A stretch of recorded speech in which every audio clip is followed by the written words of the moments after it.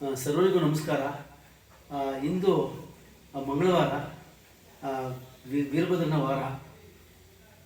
ಇಂದಿನಿಂದ ವೀರೇಶ ಚರಿತೆ ಅಂತ ಅಂದರೆ ರಾಘವಾಂಕ ವಿರಚಿತ ಉದ್ದಂಡ ಷಟ್ಪದಿ ವೀರೇಶ ಚರಿತೆ ನಮ್ಮ ಮನೆಯಲ್ಲಿ ವಾಚನ ವ್ಯಾಖ್ಯಾನ ಮಾಡಿಸ್ಬೇಕಂತ ಸಂಕಲ್ಪ ಬಂತು. ಇದಕ್ಕೆ ಮೊದಲು ಕಾರಣಕರ್ತರು ಡಾಕ್ಟರ್ ರಾಮಶೇಷನ್ ಅವರು ಸಜೆಸ್ಟ್ ಮಾಡಿದರು. ಆಮೇಲೆ ನಂತರ ನಮ್ಮ ಅಣ್ಣನವರಾದ ಡಾಕ್ಟರ್ ಎಂ ಜಿ ನಾಗರಾಜ್ ಅವ್ರನ್ನ ಕೇಳಿದೆ, ತಾವು ಬಂದು ಪರಿಚಯ ಮಾಡಿಸ್ಕೊಡ್ಬೇಕು ಅಂತ. ಯಾಕಂದರೆ ಅವರು ವೀರಭದ್ರನ ಬಗ್ಗೆ 3 ಪುಸ್ತಕ ಬರೆದಿದ್ದಾರೆ. ಆ 3 ಪುಸ್ತಕವು ರಂಭಾಪುರಿ ಮಠದಿಂದ ಪ್ರಕಟ ಆಗಿದೆ. ಹಾಗೂ ಕರ್ನಾಟಕದ ಸುಮಾರು 350-400 ವೀರಭದ್ರ ದೇವರುಗಳನ್ನು ಸಂದರ್ಶಿಸಿ ಪ್ರತಿಯೊಂದು ವೀರಭದ್ರನ ಅಲಂಕಾರಗಳು ಮತ್ತು ಹಬ್ಬ ಹರಿದಿನಗಳು ಎಲ್ಲ ವಿಧಾನಗಳನ್ನು ಅವರು ಬಹಳ ವಿವರವಾಗಿ ಬರೆದಿದ್ದಾರೆ. ಹೀಗಾಗಿ ಡಾಕ್ಟರ್ ಎಂ ಜಿ ನಾಗರಾಜ್ ಅವರು ಈಗ ಈ ಒಂದು ಕಾರ್ಯಕ್ರಮದ ಮೊದಲ ಉಪನ್ಯಾಸ ಮಾಡಿ ಪರಿಚಯ ಮಾಡಿಕೊಟ್ಟಿದ್ದಾರೆ. ಅವರು ಕರ್ನಾಟಕ ರಾಜ್ಯೋತ್ಸವ ಪ್ರಶಸ್ತಿ ಪುರಸ್ಕೃತರು.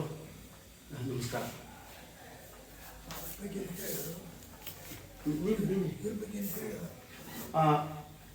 ವೀರೇಶ ಚರಿತೆಯ ವ್ಯಾಖ್ಯಾನವನ್ನು ಶ್ರೀಮತಿ ಶ್ರೀಲಕ್ಷ್ಮೀ ಚಂದ್ರಮೋಹನ್ ಅವರು ಮಾಡ್ತಿದ್ದಾರೆ. ಆಮೇಲೆ ವಾಚನವನ್ನು ಗಮಕಿ ಶ್ರೀಮತಿ ಲಕ್ಷ್ಮೀ ಜಯಪ್ರಕಾಶ್ ಅವರು ಮಾಡ್ತಾರೆ. ಇಬ್ಬರು ತುಮಕೂರಿಂದ ಬಂದಿದ್ದಾರೆ.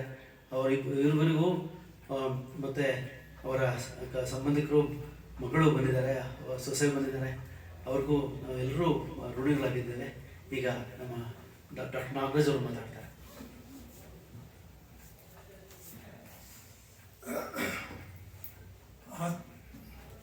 ಆತ್ಮೀಯ ಬಂಧುಗಳೇ, ಇಂದು ಉದ್ದಂಡ ಷಟ್ಪದಿಯ ಸಂದರ್ಭದಲ್ಲಿ ವೀರಭದ್ರ ಒಂದು ರೂಪವನ್ನು, ಅವನ ವ್ಯಕ್ತಿತ್ವವನ್ನು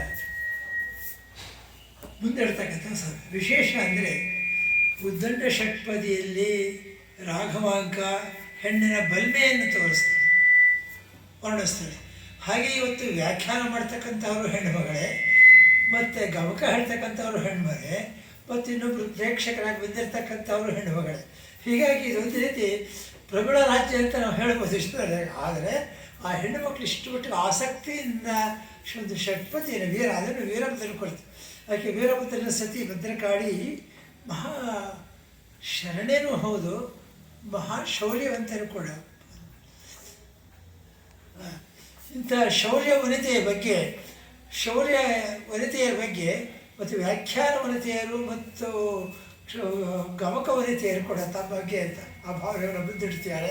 ಹಾಗಾಗಿ ಅಂಥ ಶೌರ್ಯ ವನಿತೆ ಜೊತೆ ಸಹಧರ್ಮಿಯ ಪಡೆದಂಥ ವೀರಭದ್ರ ಅವ್ರು ಎಷ್ಟು ಪುಣ್ಯವಂತ ಇರಬೇಕು ಅದನ್ನು ಯೋಚನೆ ಮಾಡಬೇಕಲ್ವ.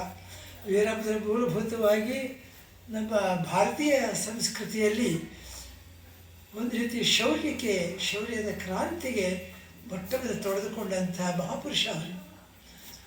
ಅವ್ರ ಹೆಸರೇ ವೀರಭದ್ರ. ಡಾಕ್ಟರ್ ಶ್ರೀ ಜಚಣಿಯವರು ಅದನ್ನು ಕನ್ನಡೀಕರಣ ಮಾಡಿದ್ದಾರೆ.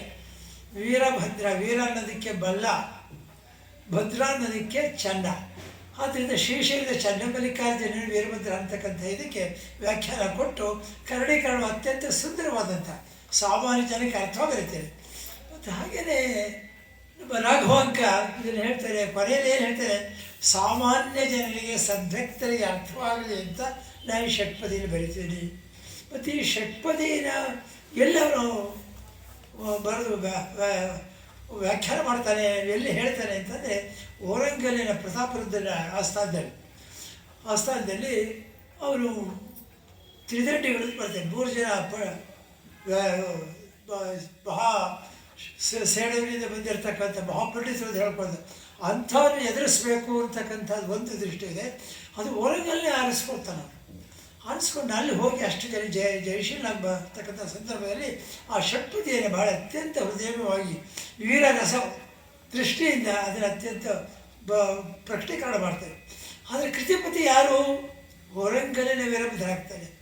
ಅದೇ ರಗಳೆಯಲ್ಲಿ ಹಂಪಿಯ ವಿರೂಪಾಕ್ಷರನ್ನು ಕೃತಿಪತಿ ಮಾಡಿಕೊಂಡ್ರೆ ಇಲ್ಲಿ ಅವನು ಓರಂಗಲಿನ ವೀರಭದ್ರನೇ. ಅಲ್ಲಿ ವಿಶೇಷ ವೀರಭದ್ರನ ಇದರಲ್ಲಿ ಭದ್ರಕಾಳಿ ವಿಗ್ರಹ ಇದೆ. ಇಡೀ ಒಂದು ಮನೆ ತುಂಬ, ಇವತ್ತು ಗೋಡೆ ತುಂಬ ಇರತಕ್ಕಂಥ ವಿಶಾಲವಾಗಿ ಹರಡಿರ್ತಕ್ಕಂಥ ಒಂದು ಭವ್ಯವಾದಂಥ ಭದ್ರಕಾಳಿಯ ಒಂದು ಶಿಲ್ಪ, ಬಹಳ ಸುಂದರವಾದಂಥ ಇರ್ತಕ್ಕಂಥ ಶಿಲ್ಪ. ಹೊರಗಲ್ಲ.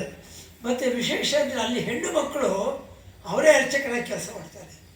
ಎಲ್ಲ ಕಡೆ ಗಂಡಸರು ಕೆಲವರು ಹೇಳ್ತಾರೆ ಹೆಣ್ಣು ಮಕ್ಕಳು ಏನು ಮಾಡ್ತಾರೆ ಅಂತ. ನೀವು ಹಾಗೇನೆ ಕಡಿಮೆ ವಿರುದ್ಧದಲ್ಲಿ ನೋಡ್ಕೊಂಡು ಬನ್ನಿ. ಕೊಡುಗೆ ಇದರಲ್ಲಿ ಭಾರತದಲ್ಲಿ ಅನೇಕ ಕಡೆ ಹೆಣ್ಣು ಮಕ್ಕಳೇ ಅರ್ಚಕರಾಗಿ ಕೆಲಸ ಮಾಡ್ತಾರೆ.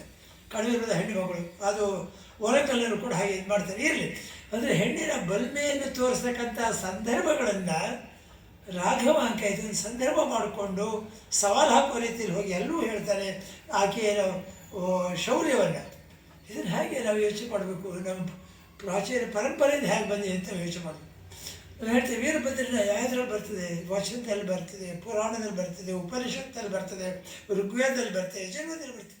ಋಗ್ವೇದದಲ್ಲಿ ಬರ್ತಕ್ಕಂಥದ್ದೇನು, ಸಾ ವೀರೋ ದಕ್ಷ ಸಾದರೋ ವ್ಯಸ್ತಂಭರೋದಸಿ ಅಂತ ವೀರಭದ್ರ ಹೇಳ್ತಾರೆ. ಅಂದರೆ ದಕ್ಷ ಯಜ್ಞವನ್ನು ಬೆಳೆಸಿದ ನಂತರ ಭೂಮ್ಯಾಕಾಶಗಳು ತುಂಬ ನಿಂತುಕೊಳ್ತಾ ಸ್ತಂಭ ರೂಪವಾಗಿ ನಿಂತುಕೊಳ್ತಿರ್ತಕ್ಕಂಥದ್ದು.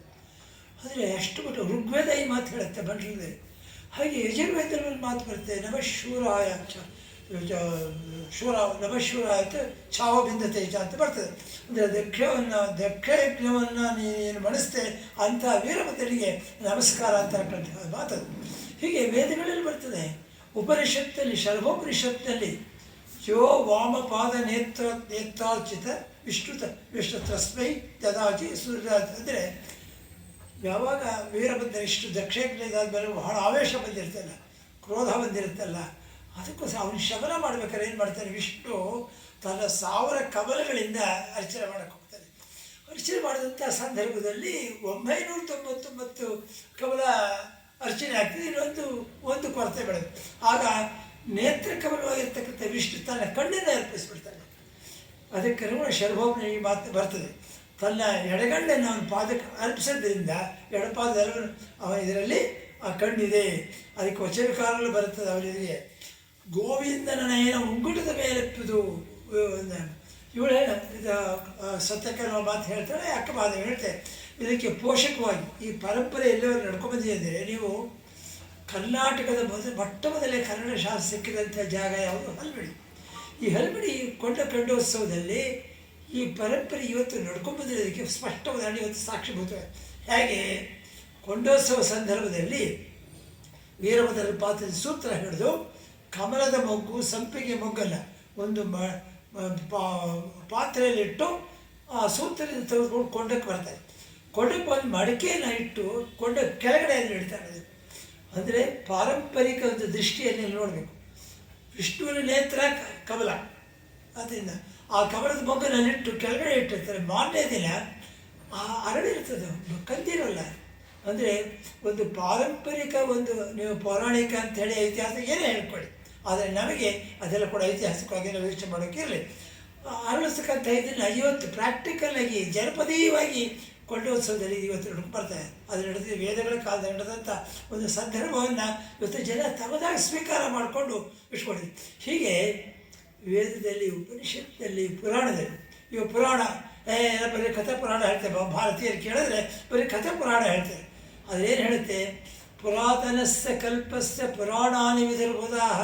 ಅಂದರೆ ಪುರಾಣದಲ್ಲಿ ಹೇಳಿರ್ತಕ್ಕಂಥದ್ದು ನಡೆದ ಘಟನೆಯೇ ಕಾವ್ಯ ರೂಪಕ್ಕೆ ಬಂದಾಗ ಏನಾಗುತ್ತೆ, ಅದಕ್ಕೆ ಬೇರೆ ಬೇರೆ ಓರ್ ಬರ್ತದೆ. ಆದರೆ ಸಾಮಾನ್ಯ ಜನಕ್ಕೆ ಹೇಳಬೇಕಾದ್ರೆ ಬರೀ ವರದಿ ಒಪ್ಪಿಸೋದು ಯಾರಿಗೆ ಅರ್ಥವಾಗುತ್ತೆ?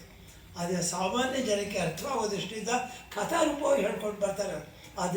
ಅದಾದಮೇಲೆ ಅಷ್ಟೇ ಎಚ್ಚರಿಕೆಯಿಂದ ನಮ್ಮ ಜನ ಇದು ಮಾಡಿ, ಪುರಾಣ ಮಿತ್ತೇವನ ಸಾಧು ಸರ್ವಂ.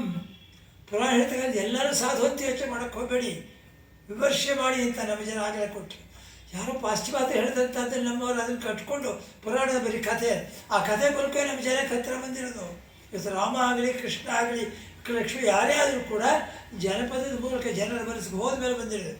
ಆದರೆ ಇಷ್ಟು ರೀತಿಯಲ್ಲಿ ವಿವಿಧ ಪ್ರಕಾರಗಳಲ್ಲಿ, ಒಡಗುಗಳಲ್ಲಿ, ವಚನಗಳಲ್ಲಿ ವೀರಭದ್ರ ಬಂದಿರಬೇಕಾದ್ರೆ ಅಂಥ ಒಂದು ವ್ಯಕ್ತಿತ್ವ ಆಗಿರಬೇಕಲ್ವ.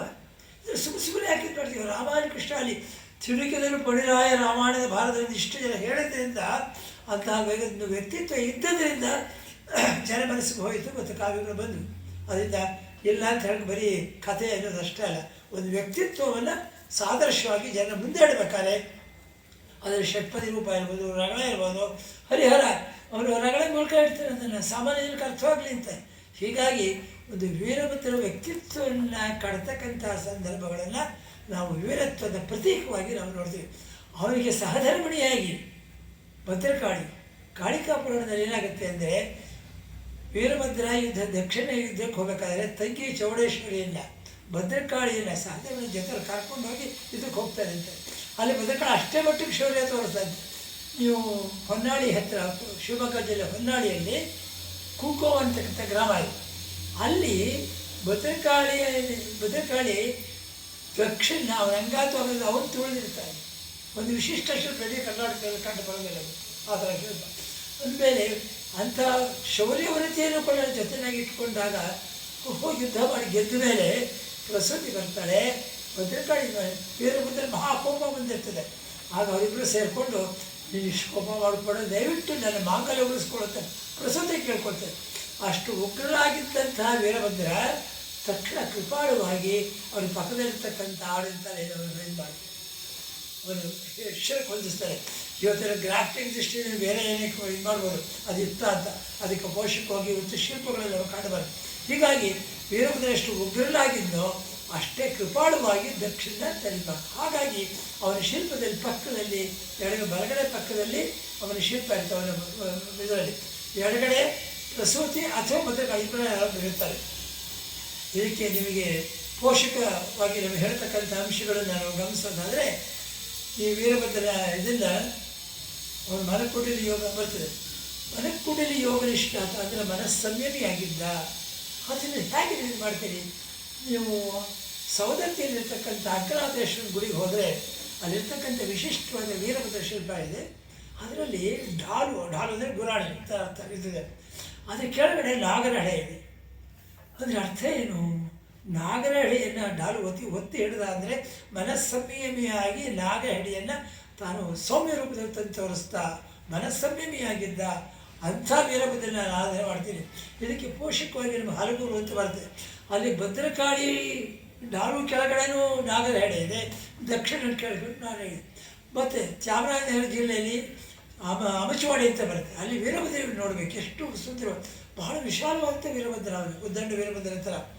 ಅಲ್ಲಿ ಢಾಲು ಕೆಳಗಡೆ ನಾಗರಹೆಡೆ ಬರುತ್ತೆ, ನಾಗರಹೆಡೆ ಕಡೆ ದಕ್ಷ ಬರ್ತಾರೆ. ಇಂಥ ದಕ್ಷ ಇರ್ತಕ್ಕಂಥ ಅಂಶ ಶಿಲ್ಪಗಳು ನಮ್ಮ ತುಮಕೂರಲ್ಲಿ ಸಿಗುತ್ತೆ. ಇರಲಿ, ಹೀಗಾಗಿ ಅವನ ಮನಕುಟಲಿ ಯೋಗ ನಿಷ್ಠಾತಾಗಿ ಸಂಯಮಿಯಾಗಿ ಎಲ್ಲರೂ ಕೂಡ ಕರ್ಕೊಂಬ. ಮತ್ತು ದಕ್ಷಿಣಗಳಿಂದ ವ್ಯಾಖ್ಯಾನ ಕೊಡ್ತಾರೆ. ದಕ್ಷಿಣಗಳು ಇದರ ಆದಂಥ ಸಮಯ ಯಾವುದು ಅದನ್ನು ನೀವು ಯೋಚನೆ ಮಾಡಬೇಕು. ಸಾಮಾನ್ಯವಾಗಿ ಉತ್ತರ ಹಿಮಾಚಲ ಪ್ರದೇಶದಲ್ಲಿ ಹಿಮ ಎಲ್ಲಿವರೆಗೆ ಇರುತ್ತೆ? ಮೇ ತಿಂಗಳವರೆಗೆ ಇರ್ತದೆ. ಮತ್ತು ಅಕ್ಟೋಬರ್ ನಾಚ್ ಅಂದರೆ ಅಲ್ಲಿ ಇರ್ತಕ್ಕಂಥ ಜಾಗ ಮೇ ಮತ್ತು ಅಕ್ಟೋಬರ್ ತಿಂಗಳು ಹಿಮ ಇರೋದಿಲ್ಲ. ಅಂದರೆ ಯುದ್ಧ ಮಾಡಬೇಕಾದ್ರೆ ಹಿಮ ಯುದ್ಧ ಮಾಡಲಿಕ್ಕಾಗ್ತದೆ. ಯಾವಾಗ ಮಾಡಿರಬೇಕು? ಈ ಸಂದರ್ಭದಲ್ಲಿ ಏನು ಮಾಡ್ತಾರೆ? ನವಾಸ್ತ್ರಗಳನ್ನು ಬಳಸ್ತಾರೆ. ಅದೇ ಮಧ್ಯಪ್ರದೇಶದಲ್ಲಿ ಆಂಧ್ರದಲ್ಲಿ ನವಕುಮಾರಿಯರಿಗೆ ಅವರು ಪೂಜೆ ಮಾಡ್ತಾರೆ. ಹೀಗಾಗಿ ನವರಾತ್ರಿಗಳನ್ನು ಬಳಸಿ ದಕ್ಷಿಣ ಗೆದ್ದಿಂದ ನವರಾತ್ರಿ ಆರಂಭ ಆಯಿತು. ಹೀಗಾಗಿ ನವರಾತ್ರಿಯಲ್ಲಿ ವೀರಭದ್ರೋತ್ಸವ ಇಡೀ ಭಾರತದಲ್ಲಿ ಸಾಮಾನ್ಯವಾಗಿ ನಡೀತಕ್ಕಂಥ ಒಂದು ಪದ್ಧತಿ ನಮಗೆ. ಮತ್ತು ಯಾತಕ್ಕೆ ಈ ಥರ ಇದಾಗುತ್ತೆ? ಗೋಗ್ರಹಣ ಆಗುತ್ತೆ. ಅಂದರೆ ಗೋಗ್ರಹಣ ಎನ್ನತಕ್ಕಂಥದ್ದೇನು, ಗೋವುಗಳ ಹಿಡ್ಕೊಂಡು ಹೋಗ್ತಿದ್ರು, ಹಿಡ್ಕೊಂಡೋಗಿ ಇವರು ಸಾಕ್ತಿದ್ದಂಥ. ಅಂದರೆ ಗೋಗ್ರಹಣ, ಗೋವು ಯಾರ ಹತ್ರ ಇರ್ತಿತ್ತು? ಕೃಷಿಕರ ಹತ್ರ, ರೈತರ ಹತ್ರ ಇರ್ತಿತ್ತು. ಅಂಥ ರೈತರು ಹಿಡ್ಕೊಂಡು ಹೋದರೆ ಅದೇ ರನ್ನ ಬಹಳ ಚೆನ್ನಾಗಿ ಹೇಳ್ತಾನೆ, ತಿರುಗೋಡಲು ಹೋದವ್ರನ್ನ ಕರ್ಕೊಂಡು ಹೋದವ್ರನ್ನ ನೀವು ಪೆಣ್ಣು ಮತ್ತು ಹೆಂಗಸರು ಮಾನಹಾನಿ ಆದವ್ರು ರಕ್ಷಿಸ್ತಾ ಇದ್ದರೆ ನೀವು ಶಲ್ರು ಅಂತ ಹೇಳ್ತಾರೆ ಅವರು. ಹಾಗೆ ಇಲ್ಲೂ ವೀರಭದ್ರ ಪುರುವಂತರ ಸೃಷ್ಟಿ ಮಾಡ್ತಾರೆ. ಪುರವನ್ನು ನಾಶ ಮಾಡಿ ಗೋವುಗಳು ಹೊತ್ಕೊಳ್ಳುವಂಥ ಸಂದರ್ಭದಲ್ಲಿ ಆ ಗೋವುಗಳನ್ನು ಕರ್ಕೊಂಡು ಬಂದು ಪರ್ವತ ಪ್ರದೇಶ ಗುಹೆಗಳಲ್ಲಿ ಕಾಪಾಡ್ತಾರೆ. ಹಾಗಾಗಿ ಪುರವಂತರು, ಅವರು ಪುರದ ನಾಶ ಮಾಡೋರು, ಪುರವನ್ನು ಕಟ್ತಕ್ಕಂಥವ್ರು. ಅಂದರೆ ಅಂಥ ಪುರವಂತರನ್ನು ಸೃಷ್ಟಿ ಅವರಿಗೆ ಉದ್ಯೋಗ ಕೊಟ್ಟ, ಗೋವುಗಳನ್ನ ಕಾಪಾಡ ಮಾಡಿದ. ಹಾಗೆ ಕೃಷಿ ಮೂಲಕ್ಕೆ ತನ್ನದೇ ಆದಂಥ ಒಂದು ಕೊಡುಗೆಯನ್ನು, ರಕ್ಷಣೆಯನ್ನು ವೀರಭದ್ರ ಕೊಟ್ಟ. ಇಷ್ಟೆಲ್ಲ ಅವರು ಕಾಣಿಕೆ ಕೊಟ್ಟಂಥ ಸಂದರ್ಭದಲ್ಲಿ ಕೊಡುಗೆ ಕೊಟ್ಟಂಥ ಅಂಥ ವೀರಭದ್ರನ ಕವಿಗಳು ಸಹಜವಾಗಿ ರಗಳೆ ಮೂಲಕ, ಶಿಲ್ಪದ ಮೂಲಕ ಇವತ್ತು ರಾಘವಾಂಕ ಆ ಹೆಣ್ಣಿನ ಬಲ್ಮೆಯನ್ನು, ವೀರಭದ್ರನ ಶಕ್ತಿಯನ್ನು ಮಾಡ್ತಕ್ಕಂಥದ್ದನ್ನು ನಾನು ಇಬ್ಬರು ಹೆಣ್ಣು ಮಕ್ಕಳು ಇವತ್ತು ಆ ಕೆಲಸ ಮಾಡ್ತೀಯಾರೆ. ಅವರಿಗೆ ನಮಸ್ಕಾರ.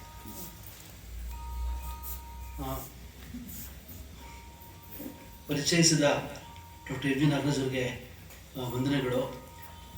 ಈ ವ್ಯಾಖ್ಯಾನವನ್ನು ಶ್ರೀಮತಿ ಶ್ರೀಲಕ್ಷ್ಮಿ ಅವ್ರ ಜೊತೆಗೆ ಶ್ರೀಮತಿ ನಾಗರತ್ನ ಸಾಲಗಾಮಿಯವರು ಅಥವಾ ರತ್ನಮೂರ್ತಿಯವರು ಕೂಡ ಮಾಡ್ತಿದ್ದಾರೆ. ಈ ಕಾರ್ಯಕ್ರಮಕ್ಕೆ ಸರ್ವರು ಬಂದು ವೀರಭದ್ರನ ಕೃಪೆಗೆ ಪಾತ್ರರಾಗಬೇಕು ಅಂತ ಕೇಳ್ಕೊಳ್ತೀನಿ. ಈಗ ಕಾರ್ಯಕ್ರಮ ಪ್ರಾರಂಭ.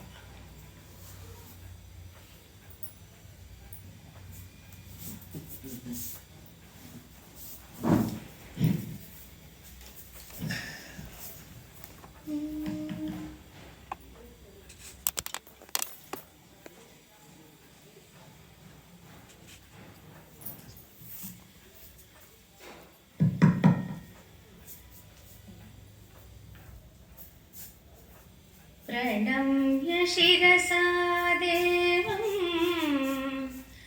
गौरीपुत्रं विनायकं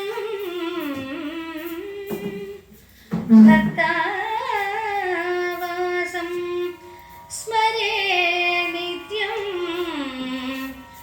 आयुः कामार्थ सिद्धये.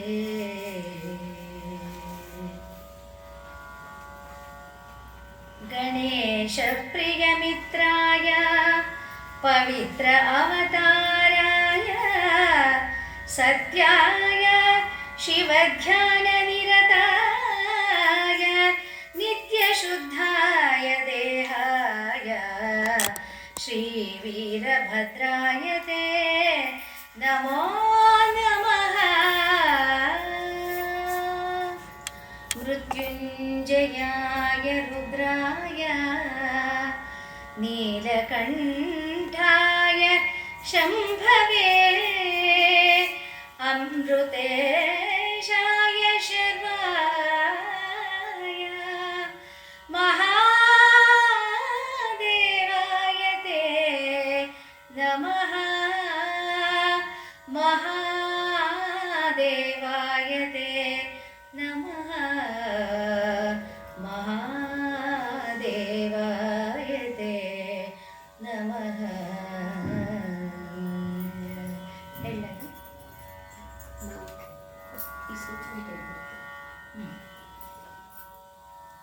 ಈಶಾವಾಸ್ಯಮಿದಂ ಸರ್ವಂ ಯತ್ಕಿಂಚ ಜಗತ್ಯಾಂ ಜಗತ್ ತೇನ ತ್ಯಕ್ತೇನ ಭುಂಜಿತಾಃ ಮಾ ಕೃತಃ ಕಸ್ಯ ಸ್ವಿಗ್ಧನಂ. ಓಂ ನಮಃ ಶಿವಾಯ. ಈ ವೀರೇಶ ಚರಿತೆ ಕನ್ನಡದ ಸಾಹಿತ್ಯದ ಅಂಗಳದಲ್ಲಿ, ಸಾಹಿತ್ಯ ಕ್ಷೇತ್ರದಲ್ಲಿ ಕವಿ ಚಕ್ರವರ್ತಿ ಬಿರುದಾಂಕಿತ ಪ್ರಗಳೆಯ ಕವಿ ಹರಿಹರನ ಸೋದರಳಿಯನು, ಶಿಷ್ಯನು, ಅಪ್ರತಿಮ ಕರ್ತೃ ಆದ ರಾಘವಾಂಕನು ಬರೆದಿರುವುದು. ಈ ಸಂಸ್ಕೃತ ಮತ್ತು ಕನ್ನಡಗಳಲ್ಲಿ ಅಪ್ರತಿಮ ವಿದ್ವತ್ತನ್ನು ಪಡೆದು ಕಾವ್ಯಗಳನ್ನು ರಚಿಸಿದ್ದಾನೆ ರಾಘವಾಂಕ. ಆ ಕಾಲಮಾನದಲ್ಲಿ ವೀರಶೈವ ಪದ್ಧತಿ ಅತ್ಯಂತ ಪ್ರವರ್ಧಮಾನದಲ್ಲಿತ್ತು. ಆ ಆಚಾರದಂತೆ ಹರಿಹರನು ರಾಘವಾಂಕನಿಗೆ ದೀಕ್ಷಾಗುರುವೂ ಹೌದು, ಮೋಕ್ಷ ಗುರುವೂ ಹೌದು.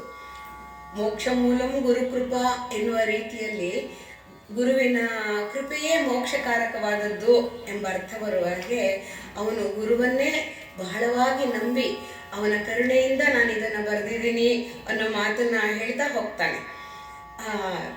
ಈ ಮೊದಲು ಈ ಎಲ್ಲ ಕಾವ್ಯಗಳ ಮುನ್ನಡೆಯಲ್ಲಿ ಇಲ್ಲದ ಒಂದು ಸೂಚನೆಯನ್ನು ಈ ವೀರೇಶ ಚರಿತ್ರೆಯಲ್ಲಿ ಕೊಡ್ತಾನೆ.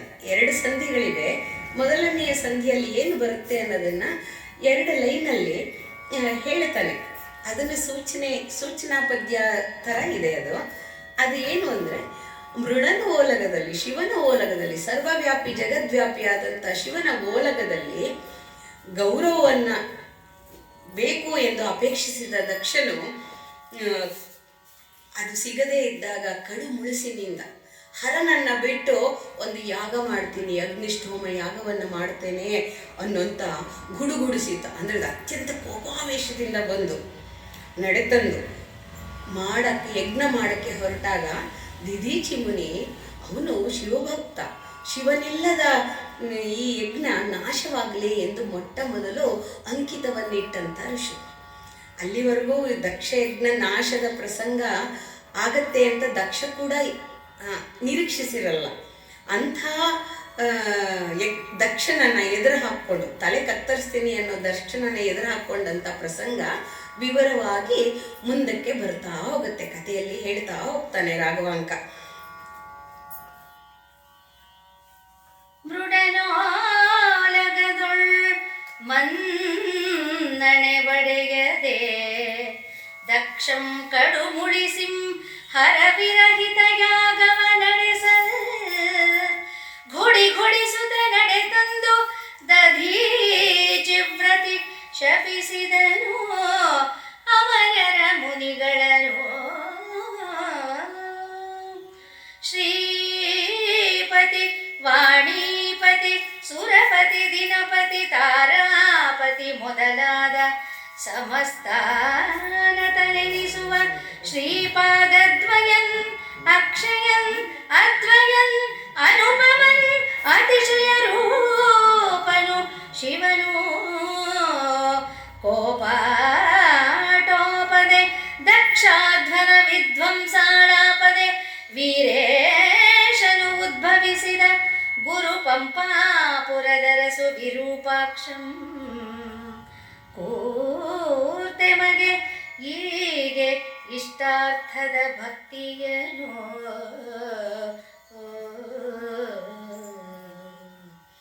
ಈ ಮಂಗಳಾಚರಣದ ಪದ್ಯದಲ್ಲಿ ರಾಘವಾಂಕ ಹೇಳ್ತಾ ಹೋಗ್ತಾನೆ. ಶ್ರೀ ಹರಿ ಹರಿ ಹರಿ ಬ್ರಹ್ಮ ಇಂದ್ರ ಸೂರ್ಯ ಚಂದ್ರ ಮೊದಲಾದ ಸಮಸ್ತ ಅಮರರಿಂದ ಸಮಸ್ತ ದೇವತೆಗಳಿಂದಲೂ ಸ್ತುತಿಸಲ್ಪಡುವಂಥ ಮಂಗಳಕಾರಕನೆನಿಸಿದ ಆ ಜಗದೀಶ್ವರನ ಪಾದಗಳು ಅತ್ಯಂತ ಮಂಗಳಕರವಾದದ್ದು.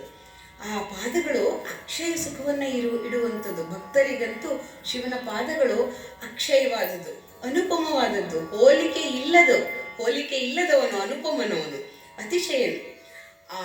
ಅವನಿಗೆ ಮಿಗಿಲಾದಂಥ ದೈವ ಇಲ್ಲ ಎನ್ನುವ ಭಕ್ತಿ ಭಾವವನ್ನು ಉಂಟು ಮಾಡುವಂಥದ್ದು.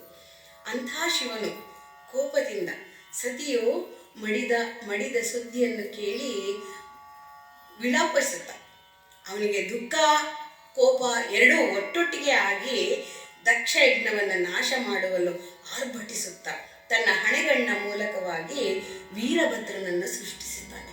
ಕೋಪದಿಂದ ಸೃಷ್ಟಿಯಾದವನು ವೀರಭದ್ರ ಸ್ವಾಮಿ.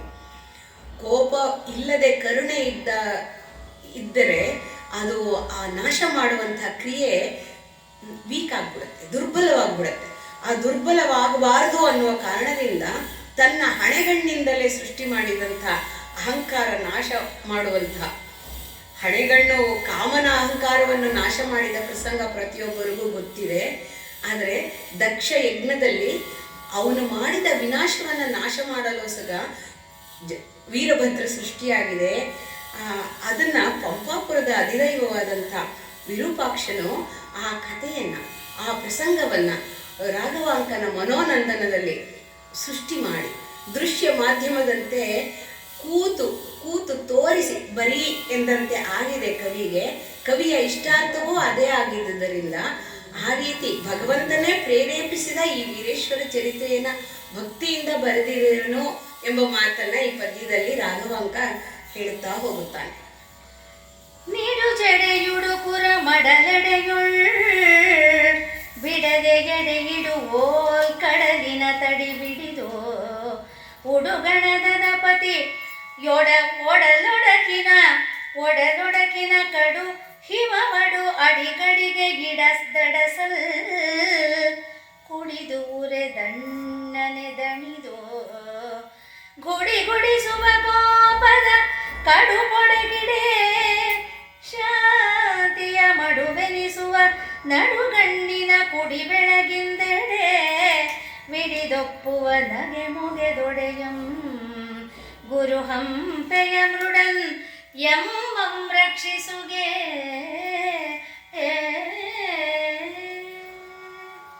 ಭಗವಂತನ ರಕ್ಷಣೆಯನ್ನು ಬೇಡುತ್ತಾ ರಾಘವಾಂಕ ಒಂದು ಅದ್ಭುತ ಚಿತ್ರವನ್ನು ಕೊಡ್ತಾನೆ. ಶಿವನ ಚಿತ್ರ ಹೇಗಿದೆ ಅಂದರೆ, ಶಿವ ಕೈಲಾಸದಲ್ಲಿ ಕುಳಿತಿರುವಾಗ ಭಕ್ತರು ಹೋದರೆ ಕೃಪೆ ಮಾಡುವಾಗ ಹಣೆಗಣ್ಣು ಉರಿಗಣ್ಣಾಗಬಾರದು ಎಂಬ ಭಾವಾರ್ಥ ಬರುತ್ತದೆ, ಭಾವ ಬರುತ್ತದೆ. ಹಣೆಗಣ್ಣು ಉರಿಗಣ್ಣಾದರೆ ಭಕ್ತರ ದುರ್ಬಲ ಹೃದಯಗಳು ತಡೆದುಕೊಳ್ಳಲಾರದು, ಅವರಿಗೆ ಶಿವ ಕರುಣಾ ಸಮುದ್ರನಾಗಿಯೇ ಇರಬೇಕು ಎಂಬ ಭಾವ ಇದರಲ್ಲಿದೆ. ಶಿವ ಕುಳಿತಿದ್ದಾನಂತೆ. ಅವನ ನಿಡುಜಡೆಗಳು ಗಂಗೆಯಿಂದ ನೆನೆದು ಜಟೆಯಾಗಿವೆ. ಅದರ ಮಧ್ಯದಲ್ಲಿ ಉಡುಗಣದ ಪತಿ ಚಂದ್ರನ ಹಿಮವು ಸುರಿದು ಅದು ಕಣ್ಣಿನ ಮೇಲೆ ತೆರೆಯಾಗಿ ಬಂದಿದೆ. ಆ ಬಿರುಗಣ್ಣಿನ ಮೇಲೆ, ಉರಿಗಣ್ಣಿನ ಮೇಲೆ, ಅಗ್ನಿ ನೇತ್ರದ ಮೇಲೆ, ಜ್ಞಾನ ನೇತ್ರದ ಮೇಲೆ ತೆರೆಯಾಗಿ ಹರಡಿ ಅದು ಅದನ್ನು ಕುಡಿದಿದೆಯೋ ಎನ್ನುವಂತೆ ದೇವರ ಮುಂದಿರುವ ನಂದಾದೀಪದಂತೆ ಶಾಂತಿಯ ರೀತಿಯಲ್ಲಿ ಆ ಹಣೆಗಳನ್ನು ಕಾಣಿಸ್ತಾ ಇದೆ. ಭಕ್ತರಿಗೆ ಈ ದರ್ಶನವಾಗುತ್ತಾ ಇದೆ. ಅಂಥ ಶಾಂತಿಯಿಂದ ಆ ಜ್ಞಾನ ನೇತ್ರಗಳು ಭಕ್ತರಿಗೆ ಕೃಪೆ ಮಾಡುವಂತೆ ಹಂಪೆಯ ವಿರೂಪಾಕ್ಷ ಸ್ವಾಮಿ ಮೃಡ ಭಗವಂತ ನಮ್ಮನ್ನೆಲ್ಲ ರಕ್ಷಿಸಲಿ. ಅದು ಉರಿಗಣ್ಣಾಗದೆ ಜ್ಞಾನ ನೇತ್ರಗಳಾಗಿ ನಮ್ಮ ಜ್ಞಾನದ ಪಟಲವನ್ನು ತೆಗೆದುಕೊಳ್ಳಲಿ ಎಂಬ ಇಚ್ಛೆಯನ್ನು ವ್ಯಕ್ತಪಡಿಸ್ತಾ ಅವನೇ ರಕ್ಷಿಸುವವನು, ಅವನು ಭಕ್ತರನ್ನ ಕರುಣಿಸಬೇಕೆಂದು ಪ್ರಾರ್ಥನೆ ಮಾಡ್ಕೊಳ್ತಾ ಇದ್ದಾನೆ ರಾಘವಾಂಕ. ಅಕ್ಷಯನ್ ಅಕ್ಷರನ್ ಅಕ್ಷಿತ್ರಯನ್ ಉಕ್ಷಧ್ವಜ ರಕ್ಷಾಪೇಕ್ಷು ಕ್ಷೇಮಿ ಕ್ವೇಡಾಕ್ಷೋಣಾಧ್ಯಕ್ಷ ಭಕ್ಷಂ ಕ್ಷುದ್ರಂ ಕ್ರೂರಂ ಕ್ಷಮನತ ಭಕ್ಷಂ ಮೋಕ್ಷಪ್ರದನೋ ದಕ್ಷಾಪಕ್ಷಂ ಮಕಶಿಕ್ಷಂ ದಕ್ಷಂ ನಿಜ ಕುಕ್ಷಿಸ್ಥಳ ನಿಕ್ಷಿಪ್ತ ಬ್ರಹ್ಮಾಂಡಂ ನಿರಕ್ಷಿಕ್ಕೆ ಎಮ್ಮಂ ಬಹುಳಕ್ಷತ್ರಂ ವಿಪುಳ ವಿಪಕ್ಷಂ ವೀರೇಶ್ವರನೋ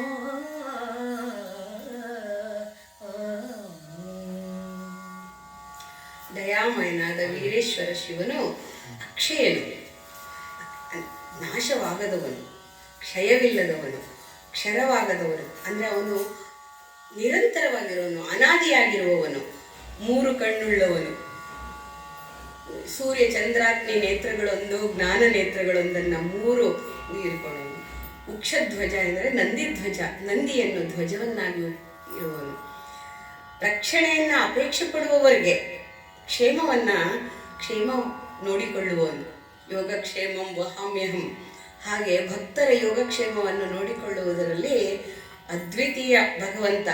ಹಲವನ್ನು ಪಾನ ಮಾಡಿ ಭೂಮಿಗೆ ಒಡೆಯನೆನಿಸಿದವನು. ಇಲ್ಲದಿದ್ದರೆ ಬ್ರಹ್ಮಾಂಡವೆಲ್ಲ ನಾಶವಾಗಿ ಹೋಗ್ಬಿಡಬಹುದು ಅನ್ನುವ ದೃಷ್ಟಿಯಿಂದ ಕಾಲಕೂಟ ವಿಷಯವನ್ನು ಪಾನ ಮಾಡಿದಂತಹ ಕರುಣಾಮಯಿಯವನು.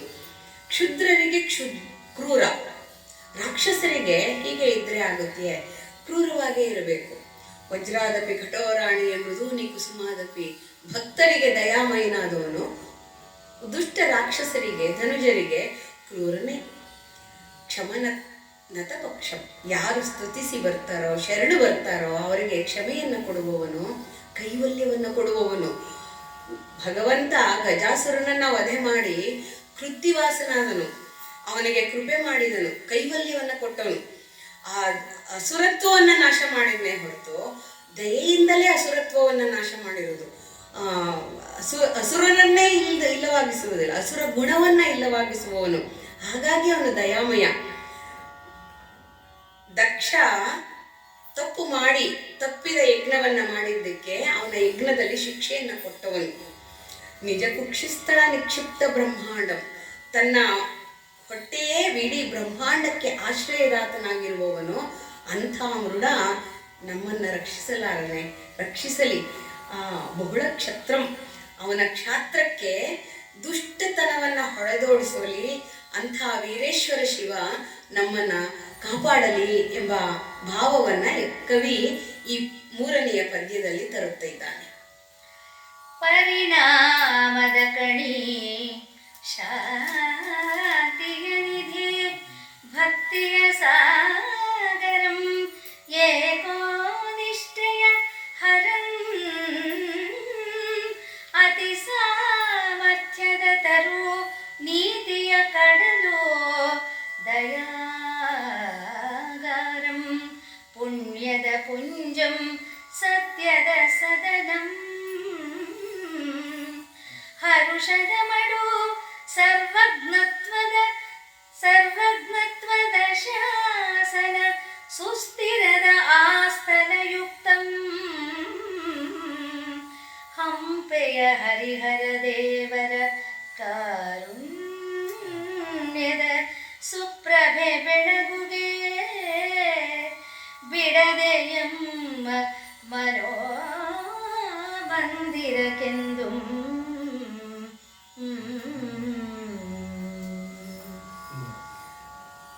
ಈ ಪದ್ಯದಲ್ಲಿ ತನ್ನ ಗುರುವಾದ ಹರಿಹರ ದೇವನನ್ನ ವಂದಿಸ್ತಾ ಇದ್ದಾನೆ. ಗುರುಭಕ್ತಿಯನ್ನ ವ್ಯಕ್ತಪಡಿಸುವಂತಹ ಪದ್ಯ. ಗುರುಭಕ್ತಿ ಹೆಪ್ಪುಗಟ್ಟಿ ಬಂದಿದೆ ಈ ಇದರಲ್ಲಿ. ತನ್ನ ಗುರು ಏನು ಅಂದರೆ ಪರಿಣಾಮದ ಗಣಿ, ತಪಸ್ಸಿನ ಫಲವನ್ನು ಪಡೆದಂಥ ಪರಿಣಾಮಿ, ಶಾಂತಿಯ ನಿಧಿ. ಆ ಪರಿಣಾಮದಿಂದ, ಆ ತಪಸ್ಸಿನ ಫಲದಿಂದ ಶಾಂತಿಯ ನಿಧಿಯೇ ಆಗಿದ್ದಾನೆ ಭಕ್ತಿಯ ಸಾಗರನು. ಶಿವಭಕ್ತಿ ಅನ್ನುವ ಸಾಗರದಲ್ಲಿ ಮಿಂದಂಥವನು. ಏಕೋನಿಷ್ಠೆಯ ಹರನ್ ಅಂದರೆ ಶಿವನನ್ನ ಏಕನಿಷ್ಠೆಯಿಂದ, ಅವ್ಯಭಿಚಾರ ಭಕ್ತಿಯಿಂದ, ಇನ್ನೊಂದು ದೈವವನ್ನ ನೆನೆಯದೆ ಇರುವವನು ಅವ್ಯಭಿಚಾರ ಭಕ್ತ ಎನಿಸಿಕೊಳ್ಳುವನು. ಅಂಥ ನಿಷ್ಠೆಯವನು ಅತಿ ಸಾಮರ್ಥ್ಯದತನು.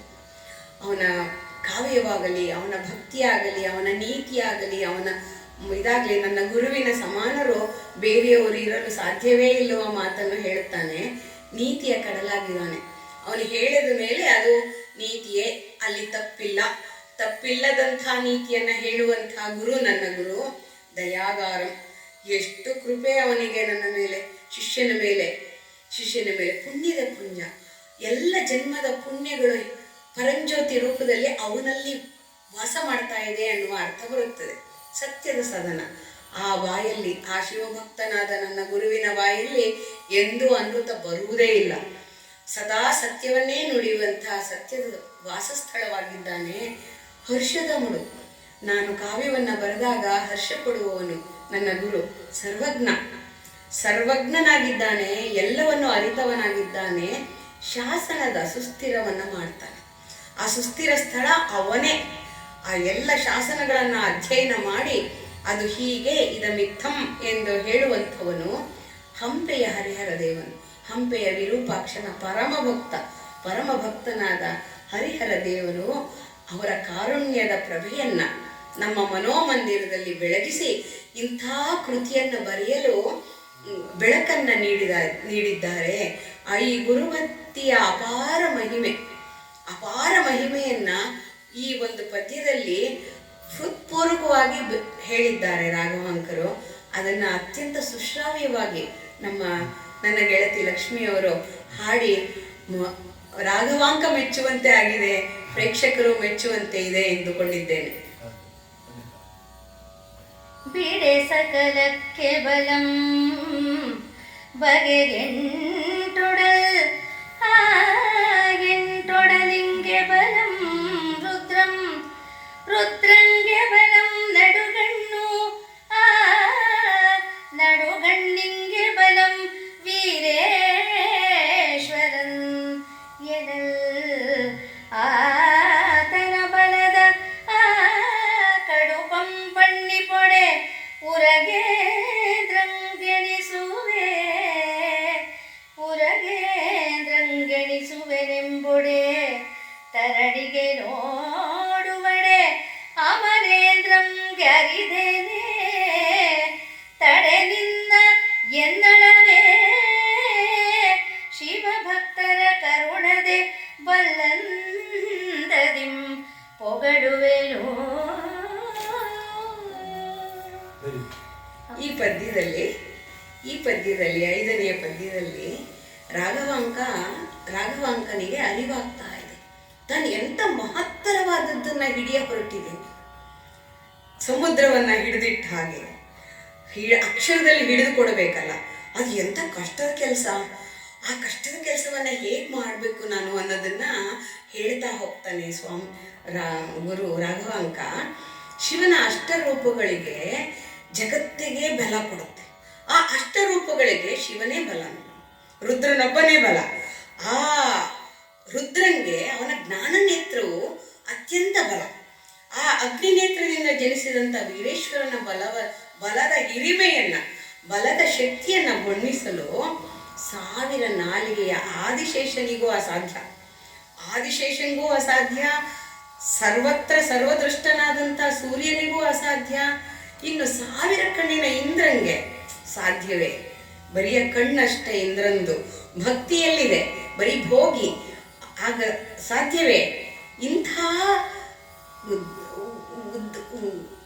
ಸಮುದ್ರದಂಥ ವ್ಯಕ್ತಿತ್ವವನ್ನ, ಸಮುದ್ರದಂಥ ಪ್ರತಾಪವನ್ನ, ಶಿವನೆನಿಸುವಷ್ಟು ಪ್ರತಾಪವನ್ನ ಅಕ್ಷರದಲ್ಲಿ ಹಿಡಿದಿಡಕ್ಕೆ ನನಗೆ ಯಾವುದು ಸಹಾಯ ಮಾಡುತ್ತೆ ಅಂದರೆ ಶಿವಭಕ್ತರ ಕರುಣೆ ಅನ್ನೋ ಮಹಾಪೂರ.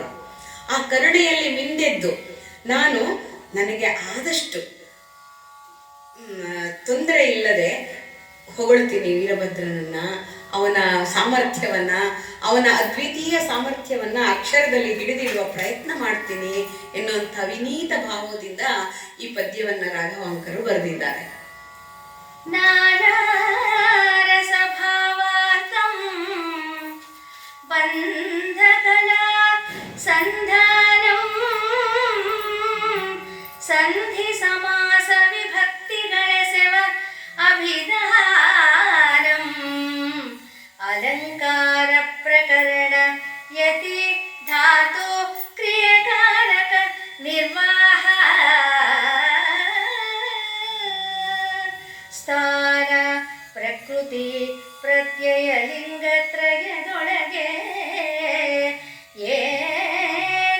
ಎಡವಿದೊಡಂ ಪರರು ಅಣಕಿಸಿದಂತೆ ಆಲಿಪುದು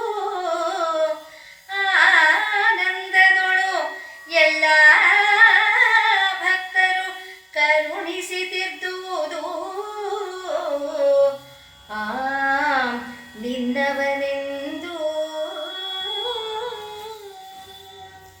ಈ ಪದ್ಯದಲ್ಲಿ ರಾಘವಾಂಕರು ಶಿಷ್ಟ ಕಾವ್ಯಕ್ಕೆ, ಸಾಹಿತ್ಯದ ಒಂದು ಶಿಷ್ಟ ಕಾವ್ಯಕ್ಕೆ ಯಾವುದು ಪದಾಲಂಕಾರಗಳಿದೆಯೋ, ಭಾವಾರ್ಥಗಳು ಇದೆಯೋ, ಬಂಧ ಸಂಬಂಧಗಳು, ಕಲೆ, ಆ ಭಾವಾರ್ಥಗಳು ಅಕ್ಷರದಲ್ಲಿ ವಿಲಾಸಗೊಂಡು ಭಕ್ತರ ಮನಸ್ಸು ತಲುಪುವಂತಿರಬೇಕು. ಅಸಂಧಿ ಸಮಾಸಗಳು, ವಿಭಕ್ತಿ, ಅಭಿಧಾನ, ಹೇಗೆ ಯಾವುದಕ್ಕೆ ಯಾವ ಅಭಿವ್ಯಕ್ತಿ ಸರಿಯಾಗುತ್ತದೆ ಎಂಬುದನ್ನು ನೋಡಿಕೊಂಡು ಅಲಂಕಾರ ಹೇಗಾಗಬೇಕು, ವೀರಭದ್ರನ ಅಲಂಕಾರ ಹೇಗಾಗಬೇಕು, ಭದ್ರಕಾಳಿಯ ಅಲಂಕಾರ ಹೇಗಾಗಬೇಕು, ಅಕ್ಷರದಲ್ಲಿ ಅಲಂಕಾರ ಮಾಡುವಂಥ ಸಂದರ್ಭ ಇದು. ಯತಿ ಧಾತು ಕ್ರಿಯೆ ನಿರ್ವಾಹ ಮಾಡಬೇಕು, ಅವನು ಎಲ್ಲವನ್ನ ಹಿಡಿದಿಡಬೇಕು. ಸ್ಥಾನ, ಯಾವ ಸ್ಥಾನದಲ್ಲಿ ವೀರಭದ್ರನ ವರ್ತನೆ ಹೇಗಿರುತ್ತೆ, ಪ್ರಕೃತಿ ಪ್ರತ್ಯಯ ಲಿಂಗತ್ರಯದೊಳು ಎಲ್ಲಿ ಏನಾದರೂ ಎಡವು ಬಿಟ್ರೆ, ನಂದು ಏನಾದರೂ ಸಣ್ಣ ತಪ್ಪು ಆಗಿಬಿಟ್ರೆ, ಪರರು ಅಂದರೆ ಬೇರೆಯವರು, ಈ ಕಾವ್ಯವನ್ನ ಬೇರೆಯವರೆಲ್ಲ ಆಲಿಸ್ತಾರಲ್ಲ, ಪರರು ಅಂದರೆ ನನ್ನವರಲ್ಲದವರು, ಶಿವಭಕ್ತರೋ ಅಲ್ಲದವರು, ಬರೀ ಕಾವ್ಯಾಸಕ್ತಿಯಿಂದ ಓದುವವರು ಅಂತಲೂ ಅಂದ್ಕೊಳ್ಬಹುದು. ಅಂಥವರು ಅಣಕಿಸಬಾರದಲ್ಲ, ತಪ್ಪು ಬರೆದಿಯಾನಲ್ಲ ಇವನು ಅಂದ್ಕೊಳ್ದ ಹಾಗೆ ಶಿವಭಕ್ತರು ಮೊದಲು ಲಾಲಿಸಿ, ಮೊದಲು ದೇವರಿಗೆ ಒಪ್ಪಿಸಿ, ಶಿವಭಕ್ತರ ಮುಂದೆ ದೇವರಿಗೆ ಒಪ್ಪಿಸಿ ಬರೆದಿರಬಹುದು ಈ ಸಾಹಿತ್ಯ ಕೃತಿಯನ್ನ.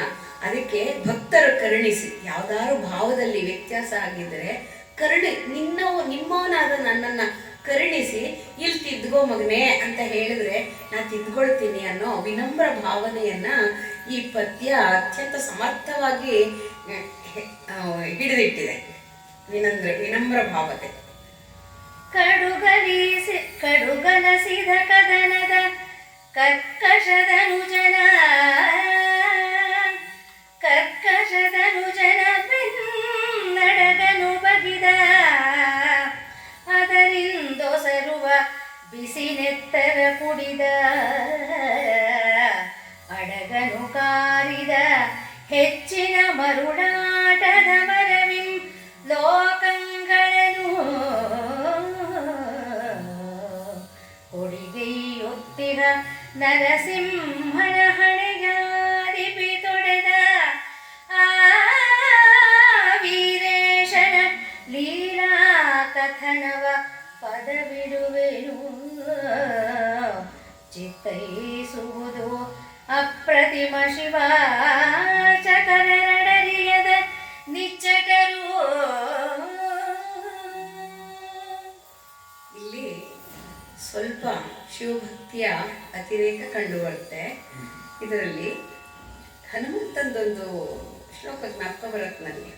ಶ್ರೀನಾಥೇ ಜಾನಕೀನಾಥೇ ಅಭೇದ ಪರಮಾತ್ಮನಿ ತಥಾಪಿ ಮಮ ಸರ್ವಸ್ವಂ ರಾಮ ಕಮಲಲೋಚನ ಅಂತ. ಶ್ರೀನಾಥನಿಗೂ ಜಾನಕೀನಾಥನಾದ ರಾಮನಿಗೂ ಏನು ಭೇದವಿಲ್ಲ. ಆದರೆ ನನಗೆ ರಾಜೀವಲೋಚನನಾದಂಥ ಕಮಲಲೋಚನನಾದಂಥ ರಾಮನೇ ಪ್ರಿಯ ಎನ್ನುವಂತೆ ಶಿವಭಕ್ತರಿಗೆ ಶಿವನೇ ಪ್ರಿಯ. ಉಳಿದ ದೇವರುಗಳು ಸ್ವಲ್ಪ ಹಿಂದೆ ಇರ್ತಾರೆ. ಹಾಗಾಗಿ ಇದನ್ನು ಅನ್ಯತಾ ಭಾವಿಸದೆ ಪ್ರೇಕ್ಷಕರು ಸ್ವೀಕಾರ ಮಾಡಬೇಕು. ಕರ್ಕಶನಾದಂಥ ಹಿರಣ್ಯಾಕ್ಷನನ್ನ ವಧಿಸಿ ತೊಡೆ ಮೇಲಿಟ್ಟುಕೊಂಡು ಉಗುರುಗಳಿಂದ ಸೀಳಿ ಕರುಳ ಮಾಲೆಯನ್ನು ಹಾಕಿಕೊಂಡು ಅವನ ಬಿಸಿ ರಕ್ತವನ್ನು ಕುಡಿದ ನರಸಿಂಹನ ಅವತಾರದಲ್ಲಿ ಶಾಂತನಾಗದ ನರಸಿಂಹ ಮರುಳಾಟ ಅಂತ ಕರೀತಾರೆ ರಾಘವಾಂಕರರು. ಸಮಾಧಾನವೇ ಆಗದಂತಹ ನರಸಿಂಹದೇವರನ್ನ ಲೋಕಗಳನ್ನೆಲ್ಲ ಪುಡಿ ಮಾಡ್ತಾ ಇದ್ದಾನಲ್ಲ, ಏನ್ ಗತಿ ಅಂದಾಗ ನರಸಿಂಹನನ್ನ ಹಣೆಗಣ್ಣಿಗೆ ಜ್ಞಾನವನ್ನ ಕೊಟ್ಟು ಎಚ್ಚರಿಸಿದ ಆ ವೀರೇಶ ಇನ್ನೆಂಥ ಸಾಮರ್ಥ್ಯ ಉಳ್ಳವನಾಗಬೇಕು. ಆ ಲೀಲಾಕಥನ ಅಂದ್ರೆ ನರಸಿಂಹನನ್ನ ಶಾಂತಗೊಳಿಸಿದಂಥ, ನರಸಿಂಹನಿಗೆ ಪ್ರಜ್ಞೆಯನ್ನ ಜಾಗೃತಗೊಳಿಸಿದಂಥ ವೀರೇಶ್ವರ ಚರಿತ್ರೆಯನ್ನ ಪದಗಳಲ್ಲಿ ಹಿಡಿದಿಡ್ತಾ ಇದ್ದೀನಿ. ದಯವಿಟ್ಟು ಆಲಿಸಿ. ಶಿವಾರ್ಚನೆಯನ್ನೇ ಮಾಡ್ತಾ ಇಟ್ಕೊಂಡು ಇನ್ನೊಂದು ದೈವವನ್ನ ನೆನೆಯದ ಎರಡರಿಯದ ನಿಚ್ಚಟರು. ಅವರು ನಿಷ್ಠೆಯಿಂದ ಏಕೋನಿಷ್ಠ ದೈವವನ್ನ ಪ್ರೀತಿ ಮಾಡೋರೆಲ್ಲ ಅಪ್ರತಿಮವಾಗಿ ನಾನು ಹಿಡಿದಿರೋದನ್ನ ಗಮನಿಸ್ಕೋಬೇಕು ಅಂತ ಕೇಳ್ಕೊತಾ ಇದ್ದಾನೆ.